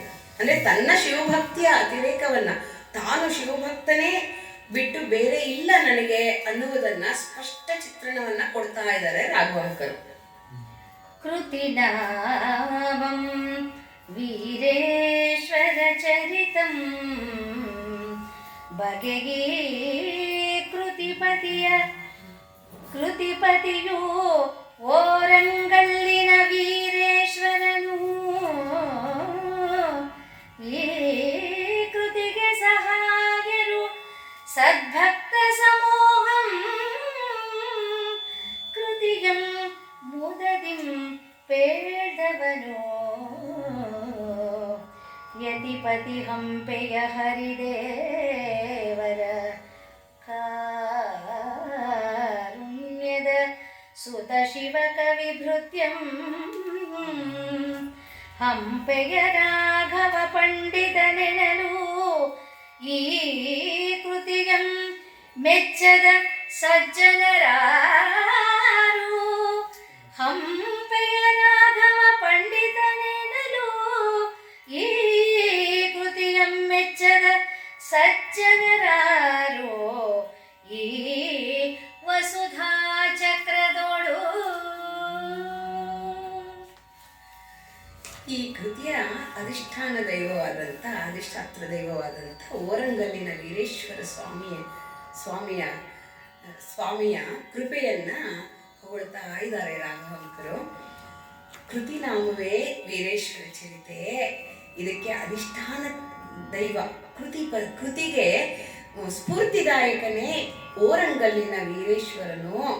ಈ ಕೃತಿಗೆ ಸಹಾಯ ಮಾಡಿದವರು ಯಾರು ಎಂದರೆ ಸದ್ಭಕ್ತ ಸಮೂಹಗಳು. ಸದ್ಭಕ್ತರೆಲ್ಲ ಸಹೃದಯವಾಗಿ ನನಗೆ ಅನೇಕ ರೀತಿಯ ಭಾವವನ್ನು ವ್ಯಕ್ತಪಡಿಸಿದ್ದಾರೆ.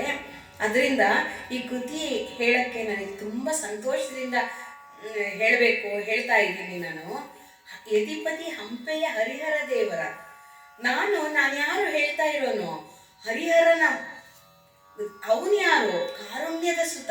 ಹರಿಹರ ಶಿವದ ಕಾರುಣ್ಯದ ಸುತನಾದ್ರೆ ನಾನು ಹರಿಹರ ದೇವರ ಕಾರುಣ್ಯದ ಮಗುವಾಗಿದ್ದೀನಿ, ಶಿಷ್ಯನಾಗಿದ್ದೀನಿ, ಮಗನಂತೆ ಕಾಣುವಂತಹ ಗುರುವಿನ ಶಿಷ್ಯನಾಗಿದ್ದೀನಿ. ಶಿವಕವಿ ಭೃತ್ಯಂ, ಶಿವನಿಗಾಗಿಯೇ ನನ್ನ ಕವಿತ್ವವನ್ನು ಅಂಕಿತ ಮಾಡಿದಂಥ ದಾಸನಾಗಿದ್ದೇನೆ, ಶಿವದಾಸನಾಗಿದ್ದೇನೆ. ಹಂಪೆಯ ರಾಘವ ಪಂಡಿತನ್ ಬರೆದಿರುವಂಥ ಈ ಕೃತಿಯನ್ನ ಮೆಚ್ಚಿದ ಸಜ್ಜನರಿದ್ದಾರೇನೋ ಈ ವಸುಧಾ ತಳದಲ್ಲಿ. ಇಲ್ಲೊಂದು ಆತ್ಮವಿಶ್ವಾಸ ಕಾಣುತ್ತೆ ರಾಘವಾಂಕನಲ್ಲಿ. ಇಷ್ಟು ಚಂದದ, ಇಷ್ಟು ಕೃತಿಮವಿಲ್ಲದ, ಭಕ್ತಿಯ ಪರಾಕಾಷ್ಠದಲ್ಲಿರುವ, ಸಾಮರ್ಥ್ಯದ ಉತ್ತುಂಗದಲ್ಲಿರುವ ಕೃತಿಯನ್ನ ಸಜ್ಜನರಲ್ಲದೆ, ಸಜ್ಜನರು ಮೆಚ್ಚದೇ ಇರೋರು ದುರ್ಜನರೇ ಹೊರತು ಸಜ್ಜನರಲ್ಲ.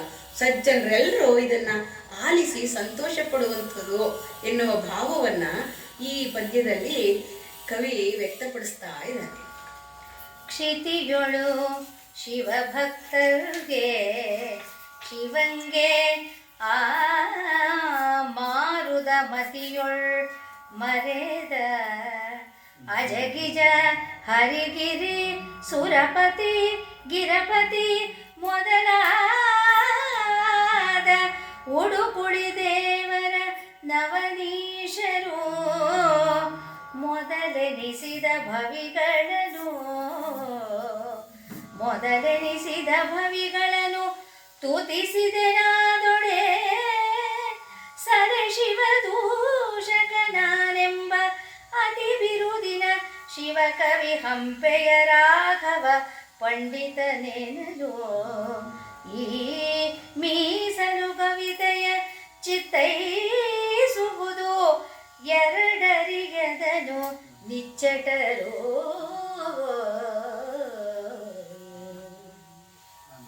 ಸೊಗಸಾದ ದರ್ಬಾರಿ ಕನ್ನಡದಲ್ಲಿ ಹಾಡಿದ್ದಾರೆ, ಕನ್ನಡ ರಾಗದಲ್ಲಿ ಹಾಡಿದ್ದಾರೆ. ಈ ಭುವಿಯಲ್ಲಿ ಶಿವಭಕ್ತರಿಗೆ ಶಿವನಿಗೆ ಅರ್ಪಿತನಾದಂಥ ನಾನು ನನ್ನ ತನು ಮನದಲ್ಲಿ ಶಿವನೇ ಹೊರತು ಬೇರೆ ಯಾವ ದೇವರು ಇಲ್ಲ. ಇಲ್ಲಿ ಆಡು ಮಾತಿನ ಬಳಕೆ ಕಂಡು ಬರ್ತದೆ. ಅಜಗಿಜ ಬ್ರಹ್ಮ ಗಿಮ್ಮ ಹರಿಗಿರಿ ಸುರಪತಿ ಗಿರಪತಿ ಮೊದಲಾದ ಸಣ್ಣ ಸಣ್ಣ ದೇವರು, ಅಂದ್ರೆ ಅವನ ದೃಷ್ಟಿಯಲ್ಲಿ ಸಣ್ಣ ಸಣ್ಣ ದೇವರುಗಳು. ಮತ್ತೆ ಇಂತಹ ದೇವರನ್ನು ಪೂಜೆ ಮಾಡಿಸುವಂತ ಅವನೀಶರು, ರಾಜರು, ಅಂದ್ರೆ ತಮ್ಮ ಒಂದು ಇಷ್ಟಾರ್ಥ ಪೂರೈಕೆಗೋಸ್ಕರ ಯಾವ್ಯಾವ ದೇವರನ್ನೋ ಪೂಜೆ ಮಾಡಿಕೊಂಡು ಯಾವ್ಯಾವುದೋ ವ್ರತಗಳನ್ನು ಮಾಡುವಂತಹ ಭವಿಗಳನ್ನ ಸ್ತುತಿ ಮಾಡಲು ನನ್ನ ಕಾವ್ಯ ಶಕ್ತಿಯನ್ನು ಬಳಸುವೆನೆ.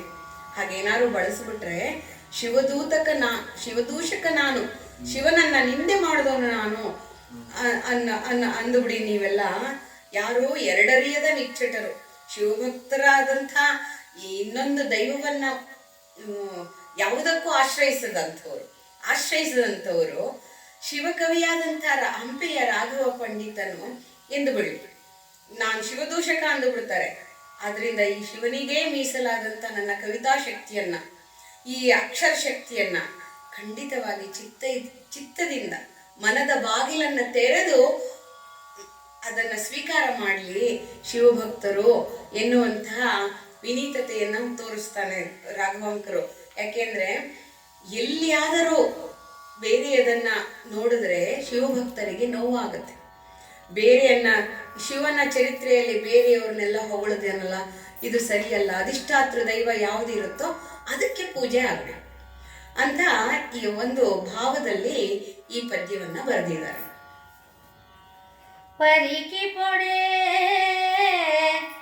ಈ ಕೃತಿಗೆ ಆವುದು ಮೊದಲು ಎನೆ ಹಳಚುವ ತೆರೆಗಳು ತಿರುಗುವ ಕರಿಮಕರಂಗಳ ಪುಚ್ಚೋತ್ಕರಹತಿಗಿಂ ಚೆಲ್ಲಿದ ಮಣಿಗಳ ಬೆಳಗಿಂ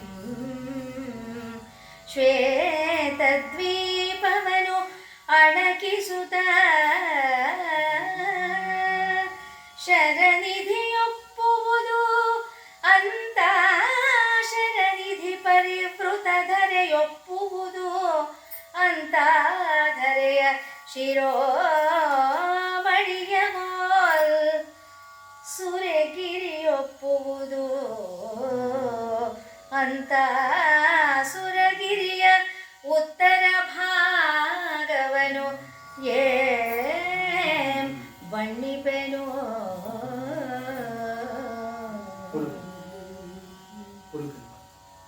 ಅಲ್ಲ ಈ ಕೃತಿಯನ್ನ ಬರುವಾಗ ಯಾವ ಭಾಗದಿಂದ ಮೊದಲನ್ನು ಬರೆಯೋದು ಅನ್ಕೊಂಡಾಗ ಈ ಮೊದಲನೇ ಅಲೆಗಳಲ್ಲಿ ಮೊದಲ ಯಾವುದು ಕೊಡೆ ಯಾವುದು ಅನ್ನುವ ರೀತಿಯಲ್ಲಿ ಸಮುದ್ರದಿಂದ ಆವೃತವಾದಂಥ ಶ್ವೇತ ದ್ವೀಪವನ್ನು ಅಣಗಿಸ್ತಾ ಇರುವಂತಹ ಕರಿಮಕರಗಳ ಆನೆ ಗಾತ್ರದ ತಿಮಿಂಗಳಗಳನ್ನು ಮೊಸಳೆಗಳನ್ನು ಅವುಗಳ ಬಾಲದ ಹೊಡೆತದಿಂದ ಚೆಲ್ಲಿದ ಆ ನೀರಿನ ಹನಿಗಳು ಬೆಳಗುತ್ತಾ ಇರುವಂತಹ ಶ್ವೇತ ದ್ವೀಪವನ್ನೇ ಅಣಗಿಸ್ತಾ ಇರುವಂತಹ ಶರದಿಯಿಂದ ಪರಿವೃತವಾದಂತಹ ಧರೆಯಳು ಅತ್ಯಂತ ಶ್ರೇಷ್ಠವಾಗಿರುವಂತಹ ಧರೆಯ ಶಿರೋಮಣಿಯು, ಅಂದರೆ ಭೂಮಿಯ ಕಿರೀಟವೋ ಎನ್ನುವಂತೆ ಸುರಗಿರಿ ಇದೆ. ಆ ಸುರಗಿರಿಯ ಉತ್ತರ ಭಾಗದಲ್ಲಿ ಕೈಲಾಸ ಪರ್ವತದಲ್ಲಿ ಇದೆಯಲ್ಲ, ಆ ಭಾಗವನ್ನ, ಅದರ ಸೌಂದರ್ಯವನ್ನ ಇನ್ನು ಹೇಗೆ ವರ್ಣಿಸಲಿ ನಾನು? ಭಕ್ತರನ್ನ ಒಂದೇ ಸಮ ಸೆಳೆಯುತ್ತಿದೆ. ಒಂದೇ ಸಮಕ್ಕೆ ಸೆಳೆಯುತ್ತಿರುವಂತ ಆ ಭಾಗ. ಯಾಕೆ ಹಿಮಾಲಯಕ್ಕೆ ಯತಿಗಳು ಹೋಗ್ತಾರೆ ಅಂದ್ರೆ, ಅಲ್ಲಿ ಯೋಗಿಗಳ ರಾಜ, ಯೋಗಿ ಚಕ್ರವರ್ತಿ ಶಿವನ ಆವಾಸ ಸ್ಥಾನ ಎನ್ನುವ ಕಾರಣದಿಂದ ಭಕ್ತರಿಗೆ ಹಿಮಾಲಯವನ್ನು ಕಂಡರೆ ಅತ್ಯಂತ ಪ್ರೀತಿ. ಕಷ್ಟ ಸುಖವೋ ಏನೋ ಒಂದು ಸಲ ಜೀವನದಲ್ಲಿ ಹೋಗಿ ನೋಡಬೇಕು ಎನ್ನುವ ಆಸೆಯನ್ನ ಹುಟ್ಟಿಸುತ್ತೆ. ಅಲ್ಲಿ ಹೋದ ಮೇಲೆ ಜೀವನಕ್ಕೆ ಇನ್ನೇನು ಬೇಡ, ಸಾಕು ಈ ಹಿಮಾಲಯದ ದರ್ಶನ, ಹಿಮಾಲಯವನ್ನು ನೋಡಿದ ಮೇಲೆ ಇನ್ನೇನು ನೋಡುವುದಕ್ಕಿದೆ ಎನ್ನುವ ವೈರಾಗ್ಯ ಭಾವ ಬರುವುದು. ಅಂಥ ಭಾಗದಲ್ಲಿ ನಡೆದಂಥ ಈ ಕೃತಿಯನ್ನ ವರ್ಣಿಸ್ತಾ ಇದ್ದೀನಿ ಅನ್ನುವ ಭಾವ ಈ ಪದ್ಯದಲ್ಲಿದೆ. ಮೇರು ಪರ್ವತ, ಸುರಗಿರಿ ಎಂದರೆ ಮೇರು ಪರ್ವತ, ಅಂದ್ರೆ ಮೇರುವಾಗಿರುವಂಥದ್ದು. ಪರ್ವತಗಳೆಲ್ಲ ಉನ್ನತ ಶೃಂಗವಾಗಿರುವುದು ಮೇರು ಪರ್ವತ. ಇದನ್ನ ನಾನು ವರ್ಣಿಸ್ತಾ ಇದ್ದೀನಿ ಅಂತ ಕಥೆಯ ಮುನ್ನುಡಿಯನ್ನ ಹೇಳ್ತಾ ಇದ್ದಾರೆ ರಾಘವಾಂಕರ್. ಶಶಿಬಿಂಬದ ಒಟ್ಟಿಲೋ ಬೆಳುದಿಂಗಳ ಘಟ್ಟಿಯೋ ವಿಷಗೊರಲನ ಕೀರ್ತಿಲತಾ ಕಂದವೋ ಲೋಕ ಪ್ರಸರದ ಕಂಗಳ ಮಂಗಳದ ಒಬ್ಬುಳಿಯೋ ಭಕ್ತರ ಭಾಗ್ಯದ ಹೆಬ್ಬೆಡೆಯ ಹೊಸ ರಾಶಿಯೋ ಭಕ್ತರ ಭಾಗ್ಯದ ಹೆಬ್ಬೆಡೆಯ ಆ ಹೊಸ ರಾಶಿಯೋ ವಸುದೆಯ ಸಂತಸವೋ ಎಂದು ಗಿರದಂ ಅಂಕಿಸಿ ಮೆರೆದುದು ಕೈಲಾಸಂ ಶರ್ವನವಾಸಂ ಮೆರೆದುದು ಲಸಿತಾಮರಕೋಶಂ ಮಾಯಾ ಸಂಕ್ಲೇಶಂ ಉದರಾಧೀಶಂ ಕಡೆಗೈಯ್ಯ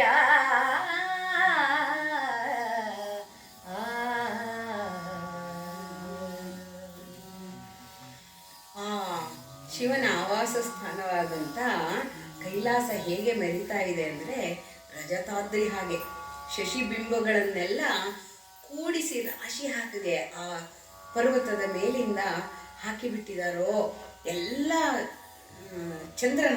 ಚಂದ್ರರನ್ನ ಒಟ್ಟಾಗಿ ಸೇರಿಸಿ ಒಂದು ಪರ್ವತವನ್ನ ಮಾಡಿದಾರೋ. ಬೆಳದಿಂಗಳ ಗಟ್ಟಿಗಳ ಥರ ಇದೆ, ಬೆಳ್ಳಿಯ ಗಟ್ಟಿಲು. ಆ ವಿಷಯಗಳನ್ನ ಕೀರ್ತಿ ಪತಾಕೆಯ ತೇಜಸ್ಸು ಹಬ್ಬಿ ಈ ಕಾಂತಿ ಇದೆಯೋ, ಲೋಕ ಪ್ರಸರವಾದಂಥ ಕಣ್ಣುಗಳಿಗೆ ಮಂಗಳದ ಬುಬ್ಬುಳಿಯೋ ಹಬ್ಬದ ಹಾಗೆ, ಮಂಗಳದ ಬೆಳಕಿನ ಹಾಗೆ, ಮಂಗಳದ ಪರಂಜ್ಯೋತಿ ಸ್ವರೂಪವಾಗಿ ಭಕ್ತರ ಭಾಗ್ಯದ ಹೆಬ್ಬೆಳೆ, ಪುಣ್ಯದ ಬೆಳೆ ಇದು. ಭಕ್ತರ ಪುಣ್ಯಕ್ಕೆ ಅಲ್ಲಿ ಇಷ್ಟೊಂದು ಸೌಂದರ್ಯ ಇದೆ. ಹೊಸ ರಾಶಿ ಅಂತಿದೆ, ಬರೀ ಧಾನ್ಯದ ರಾಶಿ ಅಲ್ಲ, ಇದು ಪರಂಜ್ಯೋತಿಯ ರಾಶಿ. ಭಕ್ತರ ಮನಸ್ಸಿಗೆ ಹೊಳೆಯುವಂತಹ ಮಾನಸ ಸಂಚಲನ ಇದು, ಮಾನಸ ಸಂಚಾರವಾದಂತಹ ಹೊಸ ರಾಶಿ. ಇಂಥ ರಾಶಿಯನ್ನು ಯಾರು ಕಂಡಿರಲ್ಲ. ಭಗವಂತ ಹರಿಶ್ಚಂದ್ರ ಮತ್ತೆ ಇವನಿಗೆ ಕೊಡ್ಬೇಕಾದ್ರೆ ಪರಂಜ್ಯೋತಿ, ಪಾತಾಳದಿಂದ ಮುಗಿಲೆತ್ತರಕ್ಕೆ ನಿಂತ ಪರಂಜ್ಯೋತಿ ಸ್ವರೂಪನಾದಂಥ ಶಿವ ಕಾಣಿಸ್ತಾನಲ್ಲ, ಆ ರಾಶಿಯನ್ನ ನೆನಪಿಸ್ತಾ ಇದೆ ಇಲ್ಲಿ.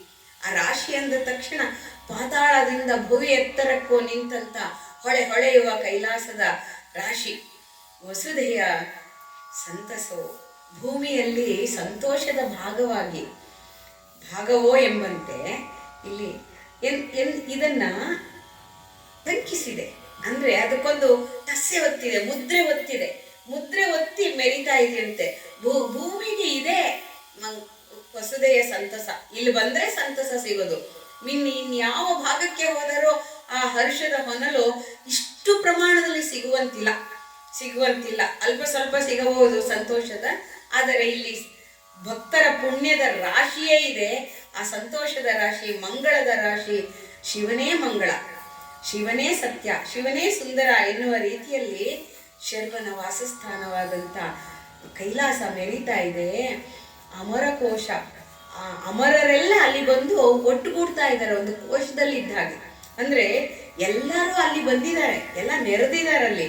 ಮಾಯಾ ಸಂಕ್ಲೇಶ, ಮಾಯಾಬಂಧನವನ್ನು ಹರಿಯತಕ್ಕಂಥ ಶಿವ ಕುದುರಾಧೀಶ, ಎಲ್ಲ ರಾಜರುಗಳು ಕಡೆಗಯ್ಯಯ್ಯ ಆ ಕಡೆಗೆಲ್ಲ ಹೋಗ್ತಾ ಇದ್ದಾರೆ. ಶಿವನೋಲಗಕ್ಕೆ ಹೋಗುವಂಥ ದೃಶ್ಯವನ್ನ ಕಣ್ಣಿಗೆ ಕಟ್ಟುವಂತೆ ವರ್ಣಿಸಿದ್ದಾನೆ. ಎಲ್ಲರೂ ಯಾವ ಕಡೆಗೆ ಹೋಗ್ತಿದ್ದಾರೆ ಅಂದ್ರೆ ಆ ಕೈಲಾಸ ಪರ್ವತದ ಹತ್ರ. ಚಂದ್ರನನ್ನ ಒಟ್ರಾಶಿ ಹಾಕಿರೋ ಹಾಗಿದೆಯಲ್ಲ, ಹೊಳಿತಾ ಇದೆಯಲ್ಲ, ಭಕ್ತರ ಪುಣ್ಯದ ರಾಶಿ ಹಾಗಿದೆಯಲ್ಲ, ಅಲ್ಲಿಗೆಲ್ಲರೂ ಹೋಗ್ತಾ ಇದ್ದಾರೆ. ಗಗನವ ಬಗೆದು ಎಲ್ಲ ಲೋಕಂಗಳ ನೆತ್ತಿಗೆ ನಿಗುರುವ ಗಿರಿಮುಖ್ಯನ ಮಕುಟವೋ ಪೇಳೆಂದೆನಲು ಅಗಣಿತ ರವಿಬಿಂಬಂಗಳ ಬೆಳಗಂ ಬೀರುತ್ತಗೆಸೆಗಿತ್ತ ಅಭವನ ಭವನ ಬೀರುತ್ತೆಸೆಗಿತ್ತ ಭವನ ಭವನ ತೆಗೆ ಫಡ ಫಡ ಕೊಡುಬೇಡ ಉಪಮಾನವನ್ನು ಎನಲು ಓಲಗ ಶಾಲೆ ಸುವರ್ಣದ ನವಮಣಿಗಡ ಪರುಷದ ಮೃಗಧರ ಕಾಂತದ ಚಿಂತಾರತ್ನದ ಭಿತ್ತಿಯೊಳು ಎಸೆಯಿತ್ತು ಬಣ್ಣಿಪೆನು. ಇದರಲ್ಲಿ ರಾಘವಾಂಕರು ಸಮಾಧಿ ಸ್ಥಿತಿಗೆ ಹೋಗ್ಬಿಟ್ಟಿದ್ದಾರೆ. ಅವರ ಮನೋಭಿತ್ತಿಯಲ್ಲಿ ಈ ಶಿವನ ಓಲಗದ ದೃಶ್ಯ ಕಣ್ಣಿಗೆ ಕಾಣಿಸ್ತಾ ಇದೆ, ದೃಶ್ಯದಂತೆ ಬರ್ತಾ ಇದೆ. ಗಗನವನ್ನು ಸೀಳ್ಕೊಂಡಿದ್ದೆ ಅಂತ ಲೋಕಗಳ ಎಲ್ಲ ಬ್ರಹ್ಮಾಂಡಗಳಿಗಿಂತ ಹೆಚ್ಚಿಗೆ ಆಗಿರುವಂಥ ಆ ಗಿರಿಮುಖ್ಯ ಇದೆಯಲ್ಲ ಕೈಲಾಸ, ಅದರ ಕಿರೀಟವೋ ಎಂಬಂತೆ ಶಿವನೋಲಗ ಇದೆ. ಪೇಳೆಂದೆನ ಅಗಣಿತಲ ರವಿಬಿಂಬಗಳ ಸೂರ್ಯಬಿಂಬಗಳಿಲ್ಲಿ, ಅಲ್ಲಿ ಚಂದ್ರಬಿಂಬವಾದರೆ ಇಲ್ಲಿ ಸೂರ್ಯಬಿಂಬಗಳು ಆ ಓಲಗದಲ್ಲಿ. ಯಾಕೆಂದ್ರೆ ಪರುಷಮಣಿಯಾದಂಥ ಶಿವ ಇದಾನಲ್ಲಿ, ಅವನೇ ಪರಂಜ್ಯೋತಿ ಸ್ವರೂಪ. ಅವನಿಗೆ ಚಂದ್ರ ಸೂರ್ಯರ ಕಾಂತಿ ಸಮವೇ, ಅವನೇ ಕೋಟಿ ಸೂರ್ಯ ಪ್ರಭೆ ಇರುವವನು.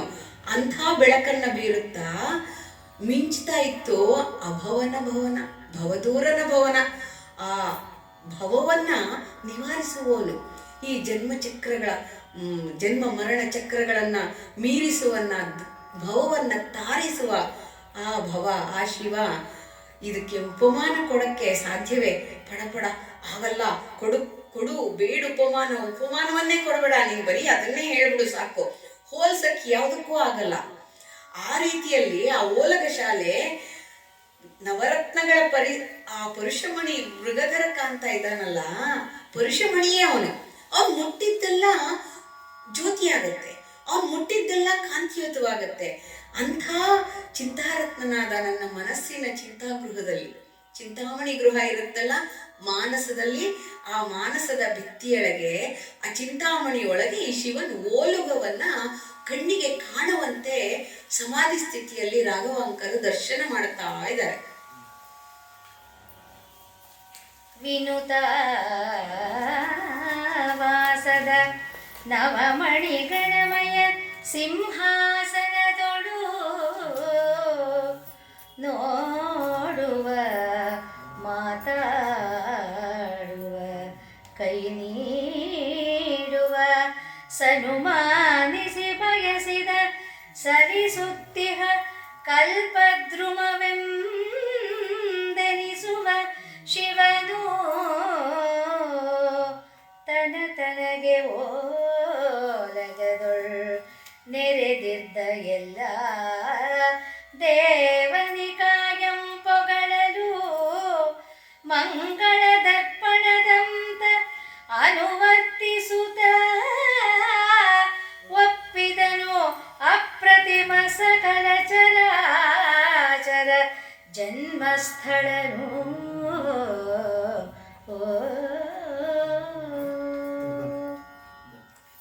ಸಕಲ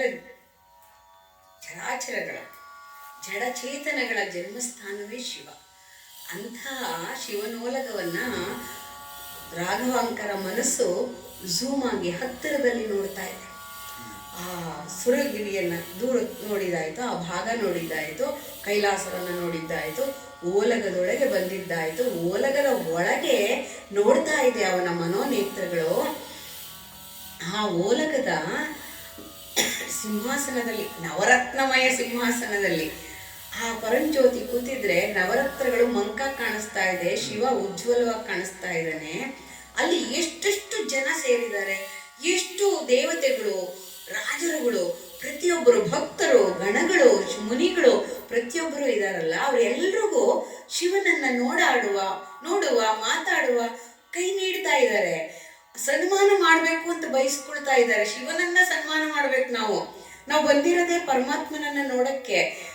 ಅದು ಎಲ್ರಿಗೂ ಅವರವರಂತೆ ಅವರವರಿಗೆ ಕಾಣಿಸ್ಕೊಳ್ತಾ, ಕಲ್ಪದ್ರುಮವಾದಂಥ ಕಲ್ಪವೃಕ್ಷದಂತಿರುವ ಅವರವರ ಭಾವಕ್ಕೆ ಸರಿಯಾಗಿ ಅವರವರ ಹತ್ರ ಬಂದಿದ್ದಾನೇನೋ ಶಿವ ಅನ್ನುವ ಭಾವ ಬರ್ತಾ ಇದೆ. ಯಾಕೆಂದ್ರೆ ಜ್ಯೋತಿಯ ಕಿರಣಗಳು ಅವರವರ ಎದೆಯನ್ನ, ಅವರವರ ಬಯಕೆಗಳನ್ನ ಸಲ್ಲಿಸ್ತಾ ಇದೆ. ಆ ದೃಶ್ಯವನ್ನ ರಾಘವಾಂಕರು ದರ್ಶನ ಮಾಡ್ತಾ ಇದ್ದಾರೆ. ಅನುವರ್ತಿಸಿದ ಅವರವರ ಓಲಗದಲ್ಲಿ ನೆರೆದಿದ್ದಾರಲ್ಲ, ಅವರೆಲ್ಲ ದೇವಾನುದೇವತೆಗಳೆಲ್ಲ ಹೊಗಳ್ತಾ ಇದ್ರೆ ಅವರಿಗೆ ಕನ್ನಡಿಯೋಪಾದಿಯಲ್ಲಿ ಅನುವರ್ತನೆ ಮಾಡ್ತಾ ಇದ್ದಾನೆ. ಅಂದ್ರೆ ಅವರವ್ರಿಗೆ ಅನ್ನಿಸ್ತಾ ಇದೆ ಹಾಗಂತ. ಶಿವ ಏನು ಎಲ್ಲರ ಹತ್ರ ಹೋಗಿ ನಿಂತಿಲ್ಲ, ಅವನು ವಿರಾಜಮಾನನಾಗಿದ್ದಾನೆ.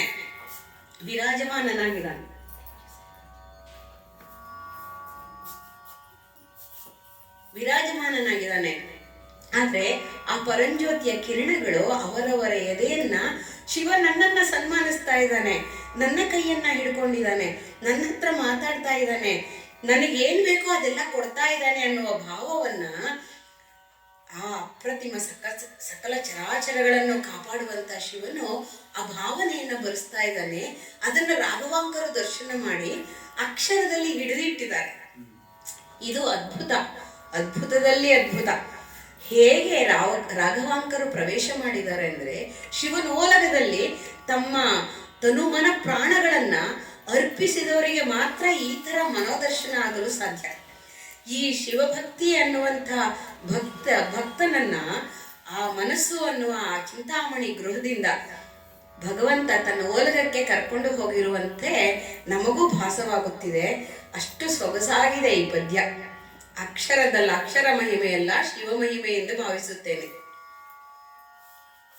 ನಡುಕಣ್ಣು ಉರಿ ಬಿಸಿಲಿಂಬಳಲುವ ಶಶಿಗೆ ಅಮೃತವ ನೀಡುವ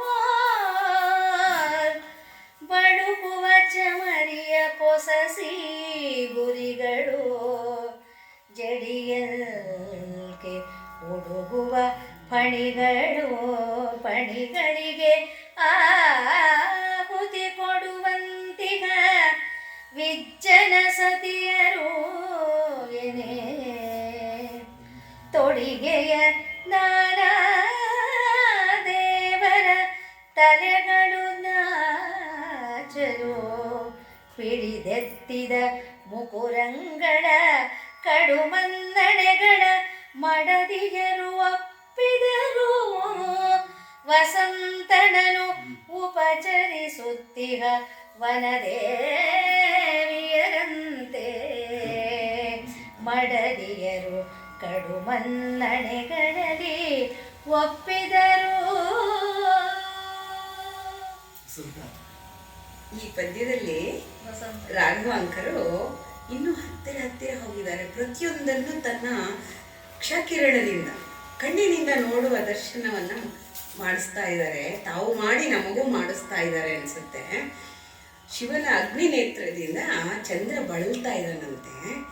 ಅವನಿಗೆ ಸ್ವಲ್ಪ ಶಮನ ಮಾಡುವುದಕ್ಕೋಸ್ಕರ ಹೊಸ ಚಮರಿ ಮೃಗದ ಹೊಸ ಗರಿಗಳನ್ನ ಹಾಕಿ ತಮ್ಮ ನಿಡುಗೈಗಳಿಂದ ಬೀಸಣಿಗೆಯನ್ನು ಬೀಸ್ತಾ ಇದ್ದಾರೆ. ಅದು ಹೇಗೆ ಕಾಣಿಸ್ತಾ ಇದೆ ಅಂದ್ರೆ, ಅಲ್ಲಿ ಶಿವನ ಮೈಯಲ್ಲೆಲ್ಲ ಪಡಿಗಳಿರುತ್ತಲ್ಲ, ನಾಗಭೂಷಣನಲ್ಲವೇ ಅವನು. ಅದು ಬಾಯನ್ನ ಆ ಹತ್ರ ಬಂದ್ರೆ ಆ ಅಂತ ಬಾಯಿ ಬಿಡುತ್ತಂತೆ.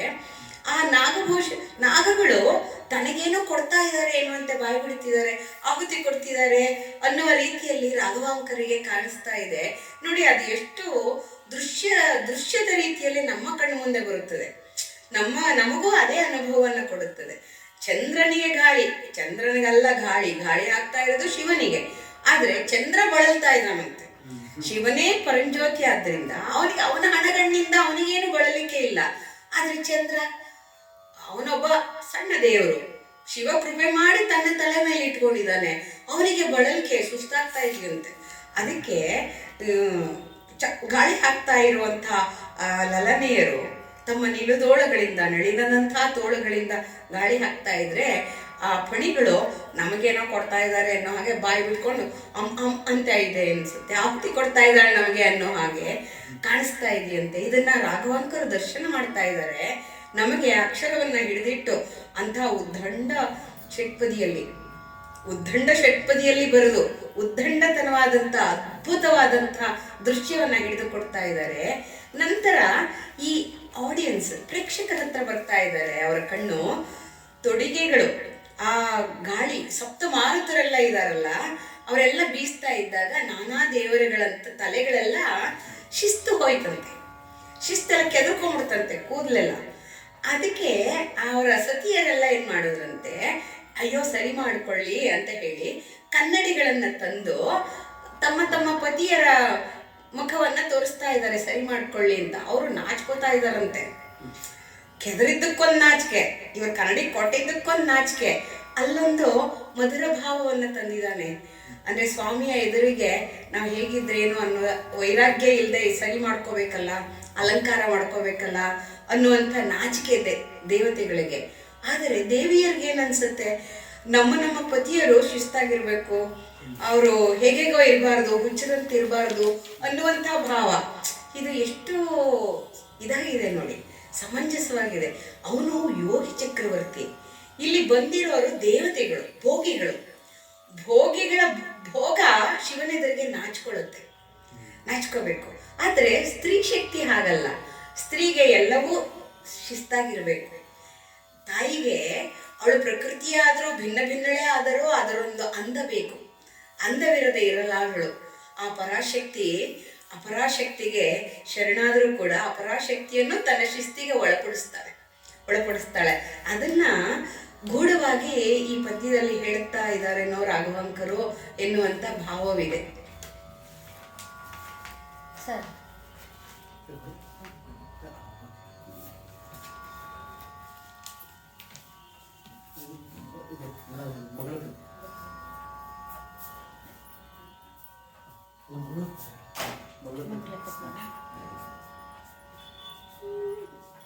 ಲಾಸ್ಟಲ್ಲಿ ಇದೆಯಾ? ಇನ್ನೊಂದು ಮಾಡ್ತಾರೆ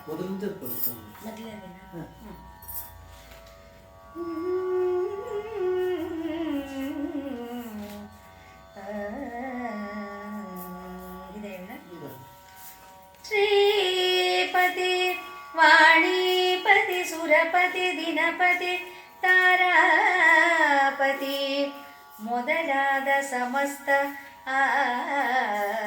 ಆನತನೆನಿಸುವ ಶ್ರೀಪಾದದ್ವಯನ್ ಅಕ್ಷಯನ್ ಅದ್ವಯನ್ ಅನುಪಮನ್ ಅತಿಶಯ ರೂಪನು ಶಿವನು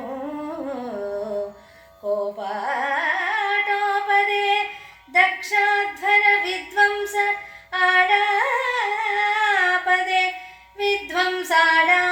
ವೀರೇಶನು ಉದ್ಭವಿಸಿದ ಗುರುಪಂಪಾಪುರದರ ಸುವಿರೂಪಾಕ್ಷಂ ಕೂರ್ತೆಮಗೆ ಹೀಗೆ ಇಷ್ಟಾರ್ಥದ ಭಕ್ತಿಯನು ಕಾಯೇನ ವಾಚ ಮನಸೇಂದ್ರಿಯೈವ ಬುದ್ಧ್ಯಾತ್ಮನ ವಾ ಪ್ರಕೃತಿ ಸ್ವಭಾವಾತ್ ಕರೋಮಿ ಯದ್ಯತ್ ಸಕಲಂ ಪರಸ್ಮೈ ಶ್ರೀಮನ್ನಾರಾಯಣಾಯೇತಿ ಶ್ರೀ ಶಿವಾರ್ಪಣಾಯೇತಿ ಸಮರ್ಪಯಾಮಿ ಶ್ರೀ ಶಿವಾರ್ಪಣ